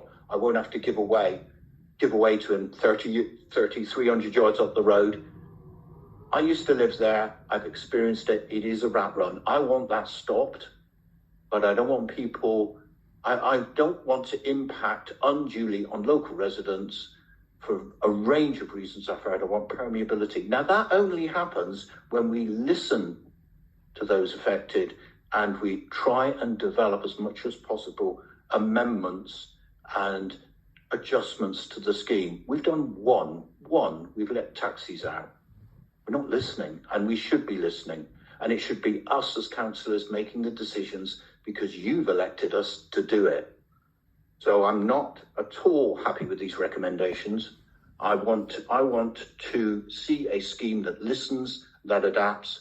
We're only a third of the way into the trial. We're making a decision to try and scrap the lot based on 2 months worth of data and reality, 2 days worth of vehicle counts. Sorry, I just cannot agree with these recommendations. Thank you, Councillor Wood. Chair, can I just note, I'm sorry to speak in. While I've been sitting here listening to Councillor Wood, I've filled in 7 responses to the statutory consultation from Mickey Mouse, Donald Duck, Goofy, Wile E. Coyote, all with completely made up details. So I've got real serious concerns about how valid the data that's gathered by this statutory, and I use that word again, consultation is. It seems to me deeply flawed and something that we probably shouldn't be relying on in our deliberations. So that was worth noting. I'm sure you're joking, but I'm sure it's possible. Hannah? Yeah, thank you, Chair. I just wanted to pick up on one of the issues, because I know it's mentioned by a number of the members so far. With regards to the limited data that we've got, I would really like to sort of push to members that it is typical that we make decisions on this level of data. We have to do manual traffic counts, and they can only be done on single days. We're actually extremely lucky in this case that we've got a number of automatic traffic counters across the trial area, which are giving us much more data. Data up to the end of November is available on the scheme website. So we're actually in quite a luxurious position when it comes to data. I also wanted to just pick up on, with regards to the mathematics and robustness of the report. We're a small team in transport planning. We do have limited resource, but just to reassure all members that we have the vast majority of the team with science degrees, the majority in mathematics or physics. So the numbers are absolutely something we do understand within our team. No, 100%. And I don't think any member wanted to call into question the efficiency or capability of your team. I think we all appreciate the incredible work you all do. I think the point, and tell me if I'm wrong, that councillors have been trying to make is that this might be typically done to look at 1 day of traffic flows, but this isn't a typical scheme. And what we're asking is that actually probably wasn't a typical day in the 17th. Martin made some points, Councillor Pearce made some points earlier. And I think the emerging opinion from the committee is that a decision like this, an unprecedented decision, I've done this for 3 years now, and we've never ever been asked to give up our democratic powers and give them to officers. A decision like this requires much more data in front of us for us to make that decision. But I've got Councillor Asper. Thank you, Chair. For those of you that have been paying attention, I didn't vote in favour for this to start with. However, I do have some serious concerns about the report in front of us today. We were told, and I think we were all under the impression until fairly recently, that we were coming here today to be given some actual data so that we could make further decisions. We were assured all along that we could make changes during this trial, which we have done with the taxis. The last HATOC meeting, I recall a few of us asked if we could look into maybe giving blue badge holders, carers, and maybe others the ability to travel around the active streets neighbourhood. That hasn't happened. There's nothing in this report that mentions that, and I don't understand why. The whole point of this trial is that's exactly what it is, an ever-changing beast that we can keep residents happy with, but also make changes to protect the environment and basically keep as many people as happy as we possibly can. Then I have some questions as well. At the very beginning, when we were talking about bringing this trial in, there were concerns about the traffic being pushed out onto the major roads, and I can't remember who it was, it might have been you, Jamie, sorry, that said it was something like traffic evaporation. would take place. Could you tell me why were we told that would happen and why has that not happened? Also, could you tell me exactly when we're talking about suspending the trial, what does that mean? Also, in the report here, it says giving powers to the Director of Climate Change and also the Devon and Cornwall Chief Constable. We've never had any mention about the police input into this before. Again, something that's just been dropped on us. Is this possibly the lack of funds? Is that why that's being driven? I don't really understand where that has come from either. And my final point is I really do not like the loss of democracy. And will this be happening to all HATOCs? Or is it just the Exeter HATOC that you're picking on for this? And to me, it's a slippery slope. And it doesn't sit comfortably with me as someone who's been elected to represent my community. Thank you. I have to cast my mind back to the traffic evaporation point. I think this related back to when we were talking about it initially. We had the example of the John Lewis scheme where I think there was a lot of controversy about taking traffic out of New North Road. And in that instance, there was concern about traffic reassigning onto alternative routes. And we said not everything transfers onto the parallel routes. There's an evaporation effect. There's about 30% of traffic just stops making the journeys. 30% switches across, and that was proven through the results. And don't ask me where they go, but this is something. If you look up research online, there is such a thing that happens that people, I think, find it so convenient they actually do shift or change their behaviour or make their decision much earlier in the network, so it's so dispersed you don't actually see it. So that's that point there. I guess what we're presenting today is just the facts of what the counts are showing us. And I think, as Hannah explained earlier, yes, we had a single manual classified count. We've cross-referenced it back against the automatic traffic count data, which is recording things 365 days a year, and we're able to say the robustness of those counts are reasonable to be using that data. So that's what we put in front of members today, and that 1,000 additional vehicles on Heavitree Road past East Wanford Hill is the thing that is concerning. That's why the recommendations are put forward, and it's not to make a decision today. This is about looking to end of February as the report recommendations to review where we are at the end of February, because there are a few things here that are, we're sort of weighing up the pros and cons, and that's what that recommendation is there to do. The bit around the suspending the trial is legal terms. You can't scrap the trial, you can only suspend the trial. You look at the traffic regulation orders wording, that is why we use the word suspend the trial. There's other options you've got. In fact, I think Meg's probably best to answer these. It's more her world than mine, so I'll pass over. So it's about the wording actually of the ETRO, part of the Traffic Road Regulation Act, and part of the reason for mentioning the Chief Constable is that is the requirement for the suspension of an ETRO, and I'm kind of looking at James out of the corner of my eye and he's nodding at me. So that's why the wording's as it is about suspension, and it does have to be done in conjunction with the Chief Constable, Chief Officer of Police, I think is the technical expression.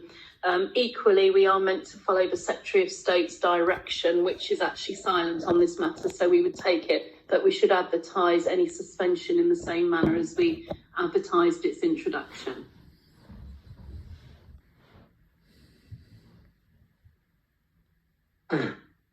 I'll allow you one. Sorry, Councillor Fresh, I was finished. Sorry, could I just come back quickly on the suspension thing? So does that mean you would stop the trial, suspend the trial, and then continue it later, or you suspend it, which is just legal speak for stop? I don't quite understand, sorry.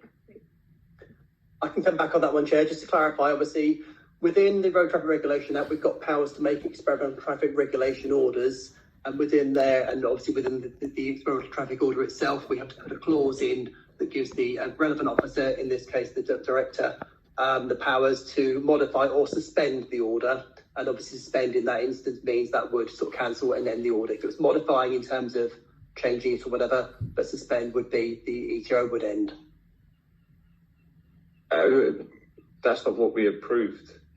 So now you're asking, it's very confusing for us. It's the first time we've been asked to give our powers up to officers. So you can understand why we're asking questions about it. We originally approved an ETRO, and any amendments or changes made to the trial were to be done between Chief for Climate Change, it's probably not a job title, myself as chair of HATOC, and the local member, and in that case it would be Carol. So how does this supersede that in a way?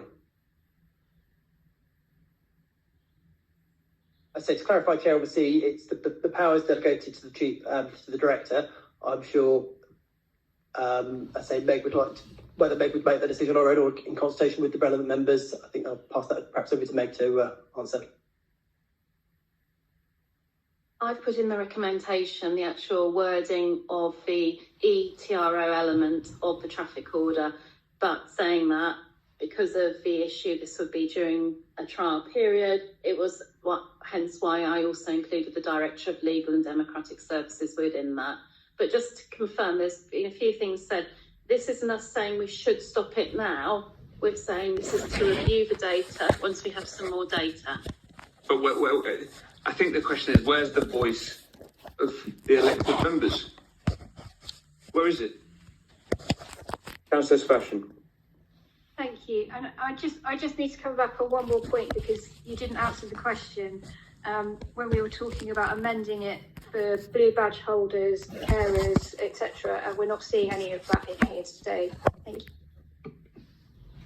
Yeah, so I provided a verbal update on the carers' position of the sort of discussions that we've had with the unpaid carers so far. There's a meeting with the paid carers planned later this month, early February. We've also discussed with Oxfordshire County Council on the recommendation of officers to find out what they're doing. And they sort of confirmed that they haven't got any exemptions for blue badge holders or carers in their low traffic neighbourhoods. At the previous meeting, we also raised the issue of whether this would be, how easy this would be enforceable. So we have raised concerns at the previous meeting with James on whether this would be a possible amendment to make. And it certainly looks like it's not an amendment that other people have done so far.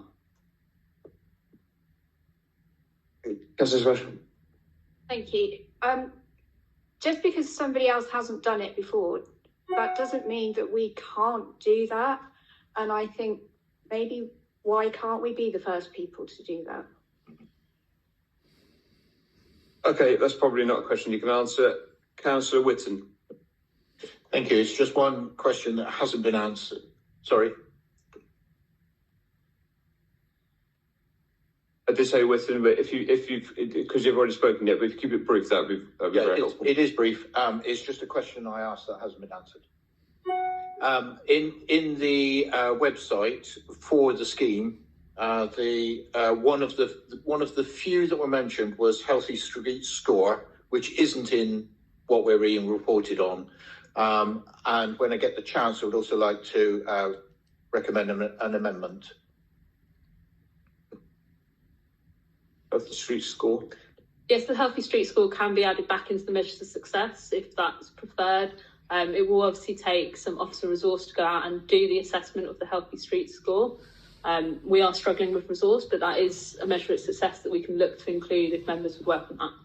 Well, I mean, there are measures of success that appear in the report which weren't on the measures of success at the start, and there were measures of success at the start which don't appear in the report now. So we've just completely changed the parameters without consulting HATOC. I don't understand this report, and I'll come to my point later, but I don't think I'd be wanting my officers to be carrying out surveys on the streets in Heavitree and Whipton on health and wellbeing grounds. Oh, okay. Let's move on. Councillor Whitton. Thank you. Before I come to the report, I just wanted to respond to one thing that was mentioned earlier on, or alleged, which was that as a elected member, that I and others simply pander to a lobby group. I want to make that absolutely clear. I do not pander to any lobby group. I am not a member of any cycling support group. In fact, I'm barely a cyclist myself. So I certainly am not coming from the angle of pandering to any lobby group whatsoever in my thinking or my voting. One thing I wanted to do, first of all, was just remind members of this committee what our objective was when we agreed to this trial in the first place. And as I understand it, what we were looking to do was to encourage a modal shift away from private car usage for short journeys towards active means of travel, and to do that without unacceptably high negative impacts on the community. And I think that objective still stands, and that is what we should be measuring the trial against. Is it achieving that objective without undue or excessive negative impacts? I think when we accepted and voted for that trial, it would be fair to say we all knew there would be some negative impact. And we've heard about some of those today, that the question we have to consider is, are those negative impacts excessive and unacceptable when balanced against the positive impact of the scheme? What in debates we have identified is that talking in terms of this red, amber, green assessment of the data that was available at the time that this assessment was drawn up, we've got 2 greens, which are fulfilling that original aim of seeing a move towards active travel, increased cycling, and increased walking if taken across the whole area. What we also have is a red indicator of increased traffic on the boundary roads. That is what the data, as it was presented, is showing us. Apart from that, we have lots of neutrals, so not really for or against, not a major issue, and we've got 2 areas that haven't yet been able to provide data, so those areas are still to come. Now, what I want to look at in particular, that red area, that red indicator of an increase in traffic on the boundary roads. Now, in my thinking, going back to when we agreed this scheme, I think all of us knew there would be an increase in traffic on boundary roads. That was a given when the scheme went in.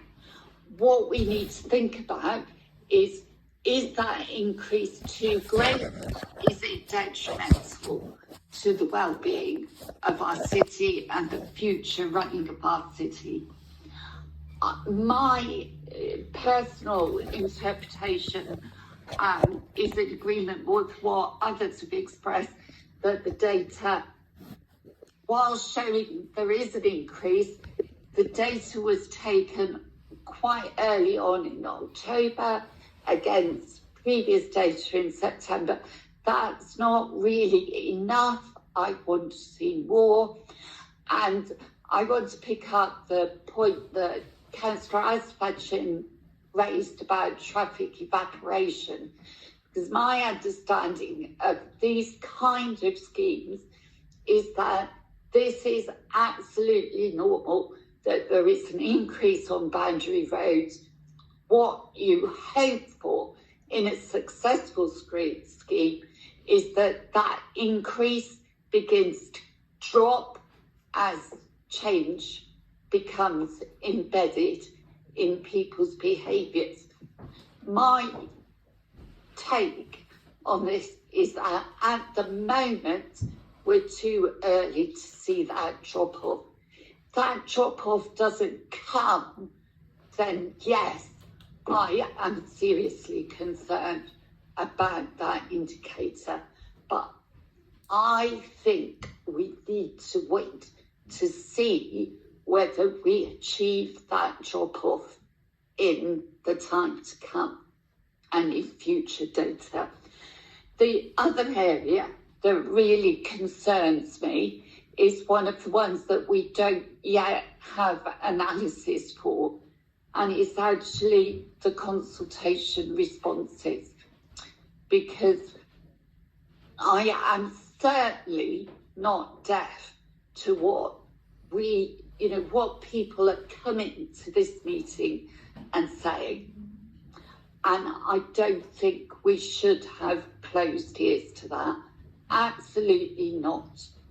And we need to have the full analysis of that consultation, that public consultation. And yes, it is concerning. I have to admit that. It's concerning. But as yet, it's not complete and we don't have the full information. And what I would say is that one thing, even in this last week, that has become extremely apparent to us who've been on the receiving end of all the emails that have come in, is that those of you who think everyone feels like you, it's absolutely not the case. We have had hundreds of emails this week from people who do not want to see this trial ended, and they live in this area in exactly the same way as those of you who have passionately pleaded for it to be taken out.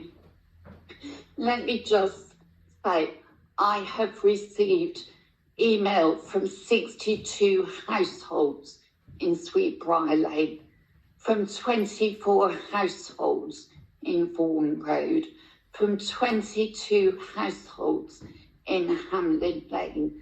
And that's just a tip of the iceberg. I was going to say ice cube, I mean iceberg. That there are people who really want to see this scheme continue, who like it, who feel it is improving their lives and the lives of their families. So it is certainly not the case that there is, a universal view of people who live in this area that it is detrimental, it is ruined everybody's lives. It really is not the message that is coming through. And I think we need to receive the full results. And yes, as been said, I want to be sure that when those results come to me, that they have been analysed to weed out multiple responses, because I too have seen those Facebook posts telling opponents of the scheme to write in multiple times. I want to know how many individuals feel in a particular way, not that one individual has written in 500 times to express a view. So we need to have that information. And the other thing I would just say is a plea to people to be to behave better. We have seen some awful posts, and what has been repeated again and again in the emails we've had this week is reports of intimidation, of people being afraid to speak up and express their view. That should not be happening. I appreciate people feel passionately. We hear that passion. It's causing strong opinions. We get that. But intimidation, bullying is simply not acceptable. Please stop. I've also seen evidence of completely fake news, of making people scared and frightened. That, again, should not be happening. So please don't repost things that are in that neck of the woods.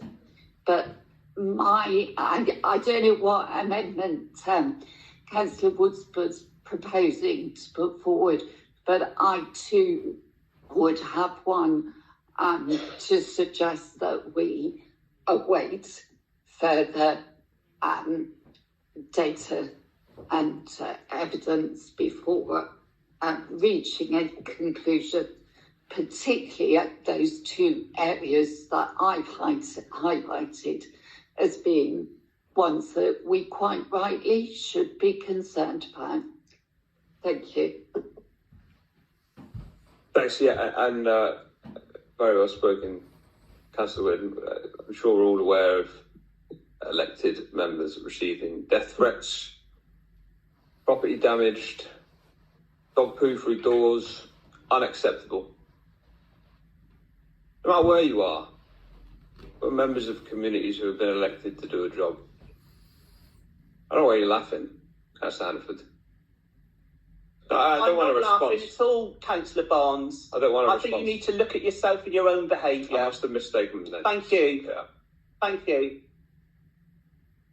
As I was saying, death threats, there is support available for colleagues, for elected members. Please do reach out to the County Council. Thank you. I have Councillor Ledbetter. Thank you, Chairman. I could just make a few comments to start with and go on to the actual report. I'd like to start by thanking everybody who's emailed me. I'm afraid I haven't had an opportunity to reply to everybody. I mean, as everybody said, there have been hundreds and hundreds that come forward, but I would like to thank everybody who has emailed me, and I'm sorry I'm losing my voice. A couple of comments. If you move slightly closer, we'll be able to. Thank you. A couple of comments I've made. I'd like to start by actually talking about a few procedures here. I think members of the County Council know, and our city councillors don't perhaps realise, that we often delegate authority to chief officers to make decisions. So it's not uncommon to see that on a report. Now, so maybe city councillors aren't aware of that, but certainly my county colleagues know that. So often it is delegated to chief officers. I'm also surprised that you're surprised by the recommendation because you chair this committee, so I assume you approved the agenda before it came out. I mean, I chair many committees on the County Council. I can tell you, if it's my committee, I'm in charge of the agenda. Yes, I mean, I would assume... Why haven't you got a grip of it, I would say? I would have assumed the same, Councillor Ledbetter, and we've had a very good working relationship up until now for the last 3 years, and I'm afraid some members of this committee were ambushed at 1 o'clock on a Monday and told the papers needed to be out by Friday. We were presented with a document. We were told it needs to be approved. I don't know if the Conservative group was invited to a meeting. No. The Green group. So basically you had a week to agree the agenda. Okay. No, we had 3 hours. I'm just saying, you are the chairman, you are in charge of this agenda, okay? I agree. I want to start by thanking the officers, with the director, Meg Booth, going down. They've worked very hard on this. And again, it's another tradition of this county council that we don't attack our officers, okay? Because they're doing the very best job they can do. They've already said they have got reduced numbers, but they are putting out the data that they can. So I want to thank our officers for all the work they've done. No members of the committee have attacked officers. We've scrutinised the report which is in front of us today. You can type it's my opinion or not. Yeah, I'm not going to let that stand. Please. The next thing I'd like to say is just a few comments. I've heard talk about rat runs. And again, this is a personal opinion. I personally think every road is a rat run, actually, because we share the streets. Any road I drive down is potentially somebody else's road, and we share the streets. And the one thing we always know that is when you shut roads off, traffic is like water. It finds alternative routes. And what we've seen is the displacement of traffic into other normally quiet residential roads. I'm a firm believer that often it's best to share the traffic around. Now, I agree it's a difficult decision, and the aims are admirable, because obviously from what we've heard, some work needs to be done to make some of these streets safer, especially around the schools. Lady Smith School, absolutely, that can be done. We've heard about Lady Smith Road itself. Maybe that should be one way. Maybe Sweetbriar Lane should have something done to it. But I just have the feeling here that we've taken a sledgehammer to crack a nut. And I want to say something different to what everybody else has said. A lot of councillors here are attacking the report. You're putting all your venom into that report. But what I want to say is, what the other thing you're all saying is about listening. And yes, we've heard people in favour, but we've also heard how many thousands and thousands of people are against this. And I firmly believe if local members had listened early on, we wouldn't be in the mess we're in. Because at the end of the day, I've heard so much about members not replying, not being in touch. And at the end of the day, you've got to work with officers I'm sorry, I didn't hear what you said then. And as a result of that, we're in the mess we're in. So I think we just need to go back to the drawing board. So I'm not saying that there aren't some admirable things in this, but it has obviously got out of control. It's become divisive. Thousands of people are against it. We're ruining people's lives. We do need to make some changes, as I say, to the streets, and we can do that. But I think it's unfair of residents who have to go miles and miles out of their way. We haven't heard about the carers, for example, who have to go miles and miles to do their work. Okay, you brought that up, thank you. We haven't heard about other people. We've said we'll follow the data. We've only got two favourable things in favour of the data.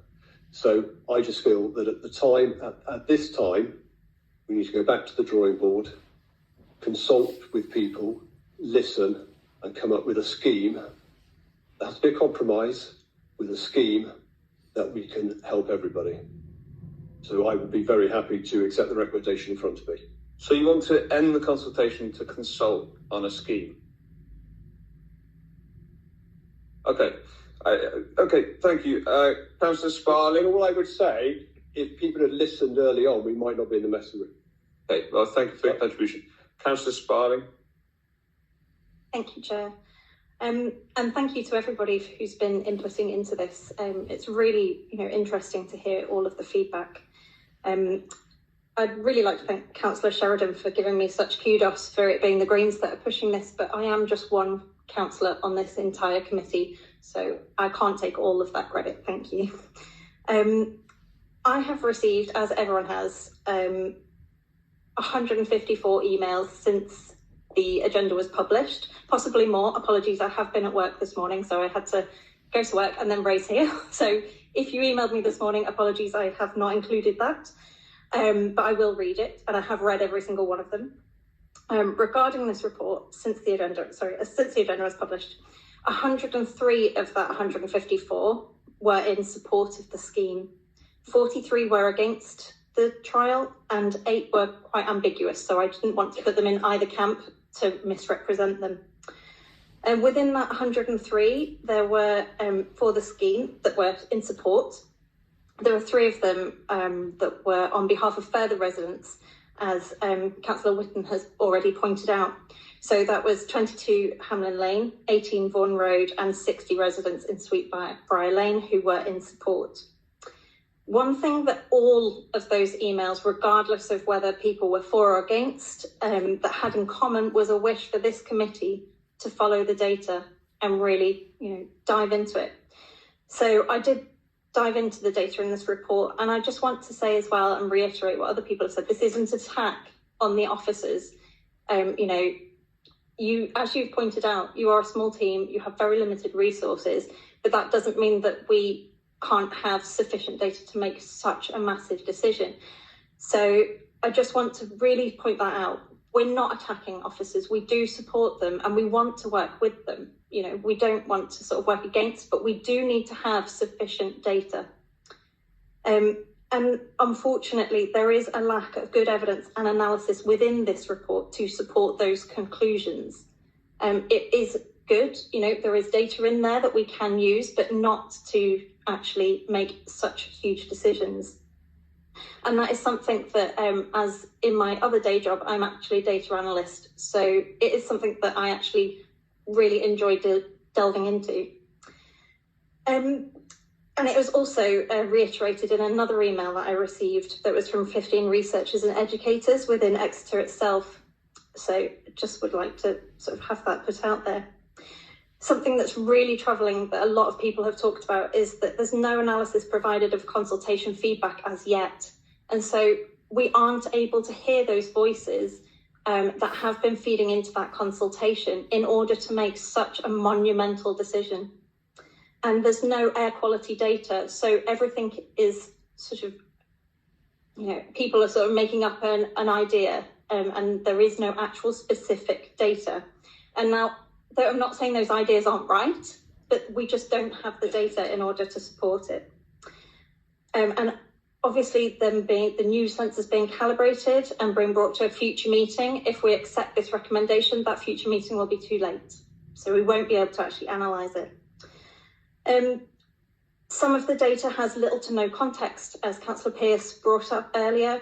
It has been noted that the difference of the university traffic was included between the two monitoring dates, but external factors affecting the traffic volumes have not been presented, such as the road closures that have been mentioned, or also the bus services that have been cut by around 40% over the past few years.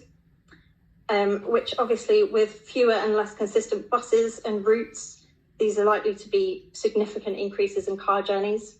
I personally do some cycle. I have become less and less of a cyclist because the roads have become more and more scary to cycle along, but I have replaced that with bus journeys. And I indeed took 2 buses to get here today because the bus that I used to get has been split into 2 routes. So I can no longer take just 1 bus. So what I'm wanting to say is that context is vital when we're analysing data. As to the timing, this trial has been running for less than 6 months, which is a third of the agreed 18-month period it's due to run for. The current period that we are in has included winter, where modal shift, as it's already been pointed out, is far less likely to occur. And so the trial, as a minimum, must include spring and summer data to allow us to have that.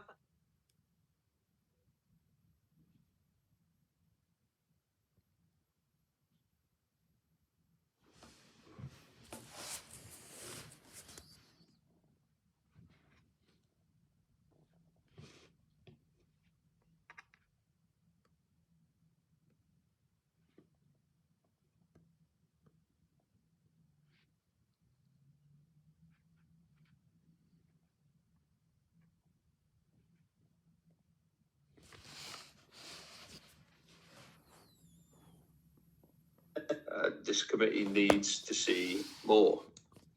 Also, as with the bus journey data, the reported increase appears to have been attributed exclusively to the scheme with no consideration of other potential factors. Say, for example, organic growth, the stuff Martin was talking about, the 12 to 18 month period between the baseline data and the trial sample. The data from the Department for Transport shows that overall traffic levels increased in Devon on the whole between 2021 and 2022 following the sharp COVID-related drop in 2020. Although as of 2022, it remains significantly below the 2019 peak. I think in Exeter, we've seen similar trends.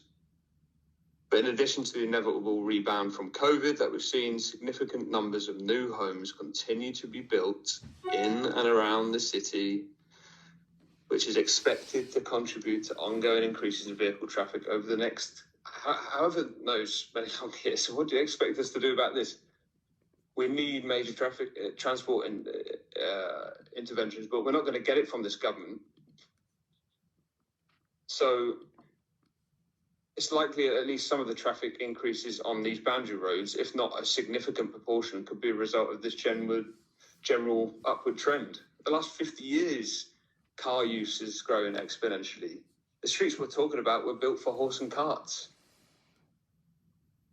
For some reason, the red, amber, green status highlights, in part of the report, increases of nearly 1,000 vehicles in the vicinity of East Wanford Hill, seemingly implying that this area has been amongst the worst affected. However, that figure represents a 5% increase in vehicles. And in contrast, the same area has seen a 106% increase in cycling.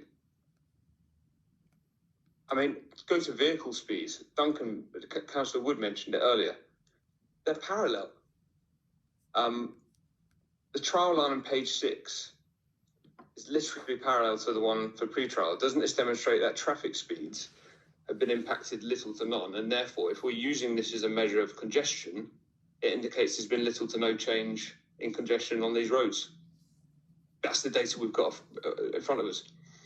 When it comes to pedestrian flows, we've seen a report, in the report, a 28% increase on Ladysmith Road and a 12% increase on Park Road. The two decreases of 8 to 9% respectively are areas just off Hamlin Lane and are basically in the same location at that roundabout there. Do we have any other sensors elsewhere? We don't. We've heard resources are a problem. And could the decreases here, as recognised in the report, be down to the fact that people have just alternated their routes? They're choosing routes which were previously dominated by traffic. Just as an example, someone who lives on Kingsway might cross the road at the South Lawn Terrace pedestrian crossing. They might have previously walked down South Lawn Terrace, down Roseland Crescent into the park, but now they may choose to adjust their route and walk down to the Whipton Lane pedestrian crossing and use Whipton Lane, which is traffic free. Or, for example, someone who lives in White's Road or Pamela Road or further up in Monks Road who wants to get down to the park, previously may have walked all the way down Hamlin Lane to Roseland Crescent, but now may choose to walk along Sweetbriar Lane and down Chard Road and Nicholas Avenue and Limebourne Avenue into the park that way because the streets are quieter. How do we know this? We don't know this because basically what we've got in front of us on the report are essentially 33 points for recording across the city, recording traffic counts, but we've got 4 points for pedestrian counts. So we don't have the data in front of us, which is difficult. Hamlin Lane recorded a reduction of just 4 pedestrians from a baseline of 43 to a mid-trial number of 39, which could have just been a day-to-day variation, 4 down. This is apparently given equal weight in the report to the increase at Ladysmith Road of 180, a much more significant increase of 28% from 640 to 820 pedestrians. The reduction at Roseland Crescent from 90 is greater and comparable to the opposite increase of 83 at Park Road. No reasons are explored for the decrease at Roseland Crescent. However, there's no logical reason to believe the scheme has uniquely negatively impacted pedestrians in that area. It suggests that perhaps it represents a change to overall travel patterns as a result of the scheme. Perhaps people no longer feeling they have to stick to footpaths to walk through the park or simply within their normal range of variation. I want to take emergency services. The goal of the active streets trial is to increase active travel. We've heard about the goals we were set out within the scheme area. At no point has the goal been to directly benefit the emergency services, and similarly with the taxi services. They weren't set out at the beginning of the trial. The report states that no adverse incidents as a result of the trial have been reported by the emergency services. Why is it not rated to green in the status? I don't understand. The evidence we have before us suggests there have been no impacts on emergency services. Why is it not a green? Where's the data from South West Ambulance Service on response times? We don't have any. How can we, as councillors, be expected to approve this report if we don't have the evidence before us? The only evidence we do have is the response from SWAS saying there have been no adverse incidents. Why is it amber? Bus services. The report identifies an increase in average bus journey times across all routes compared, although these range from an increase of 3 seconds to just under a minute. On this basis, the amber rating may be reasonable, but the attribution of the impact entirely to the scheme is questionable. We've seen bus journey times go up all across the city. This committee has basically said last year or the year before, time flies, that the bus service in Exeter was not fit for purpose. If the scheme was the sole cause of the increase in bus journey times, then you might expect to see significantly higher impacts on the routes affected compared to other routes in the city, but we don't. And we don't have. What we don't have is the R, the S, the circulars. We don't have the G that goes down Hamlin and Ladysmith. We don't have the data for the trial scheme. There's also no discussion of how the positive and negative impacts of the scheme should be balanced. There's no analysis of the stuff we mentioned when we were conducting the first 2 stages of this consultation, or when we were asked to approve it, the economic, the health, the climate, the social benefits from the increases to walking and cycling, or the fact that positive benefits of similar schemes are known to grow over time as increasing numbers of people choose to make these trips. There's no meaningful analysis of the impact of increased vehicle numbers. It's simply assumed that boundary traffic increases necessarily outweigh the benefits of the scheme. In particular, I'm really worried about the absolute nature of what we're being asked to do. We would essentially be saying, reopen. If officers were to make that decision. Places like Ladysmith Road, despite the huge transformation that we've seen from a previously dangerous road to a much safer environment for children and parents. Anecdotal evidence, some of us went down there to see it firsthand ourselves, along with recorded significant increases in walking and cycling in the report, in the Ladysmith Road area, indicate a positive increase in families walking and cycling into school. This was supposed to be one of the measures of success for the scheme, but there's no reference to it in the report. The scheme is propped up by the Exeter Transport Strategy, and we've heard the LC Whip and the Air Quality Action Plan, which Exeter City Council adopted, and it makes specific reference to using filtered permeability to address some of the air quality challenges on the Heavitree corridor. This is a voted on and adopted document. If these increases in vehicle movements are truly unacceptable, what plans does Devon County Council have to tackle expected future increases in traffic? That will happen regardless of whether or not the active streets trial is accepted or rejected, both on the arterial routes and the residential routes. The answer is very obviously none. We just sit on our hands. There is no consideration given to the consultation responses we've already collected. The first 2 phases of consultation, we looked at the consultation responses, we amended projects and designs, we came back to this committee, we debated it and changed it and voted on it. We haven't got anything. There's nothing here. We can come up with a workable solution, but we don't have that.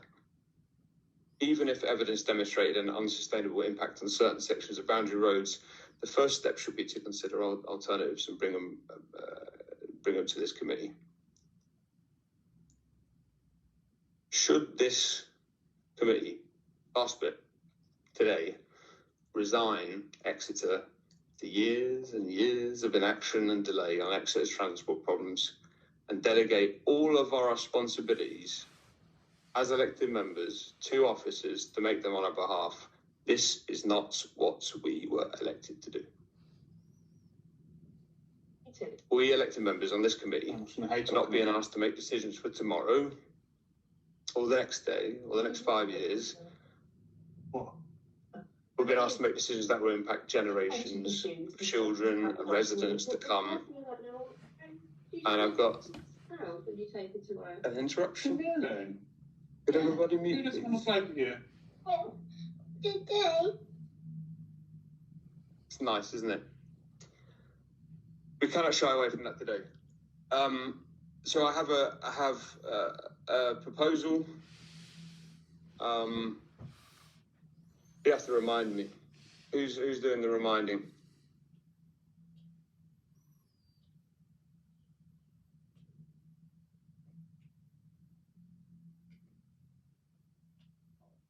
We had a proposer and a seconder from Hannaford and Prowse. Yes, thank you, Councillor Barnes. It's Councillor Hannaford. Thank you very much. But if suspend means is the only parameters that we can work within, then I will vote to suspend. So I withdraw the amendment. So, but you proposed and seconded the recommendations, right? I'm happy to support the recommendation if that's the only way forward. Well, basically, then I'm looking for a proposer and a seconder to support the recommendation. Oh, okay. Well, I propose that we do not accept the recommendation. Do I have a seconder? All three of the recommendations, just to clarify. Do I have a seconder? Thank you. Sorry? No one proposed or seconded the recommendation, so thank you. We have a proposer, we have a seconder against the recommendation. All those in favour? All those against? Abstentions? You should have requested that at the start, but we can do it again. All those in favour?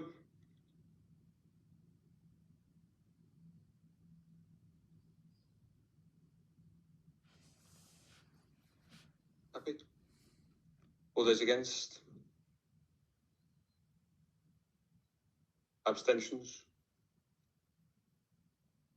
Thank you very much. We now to item number 6.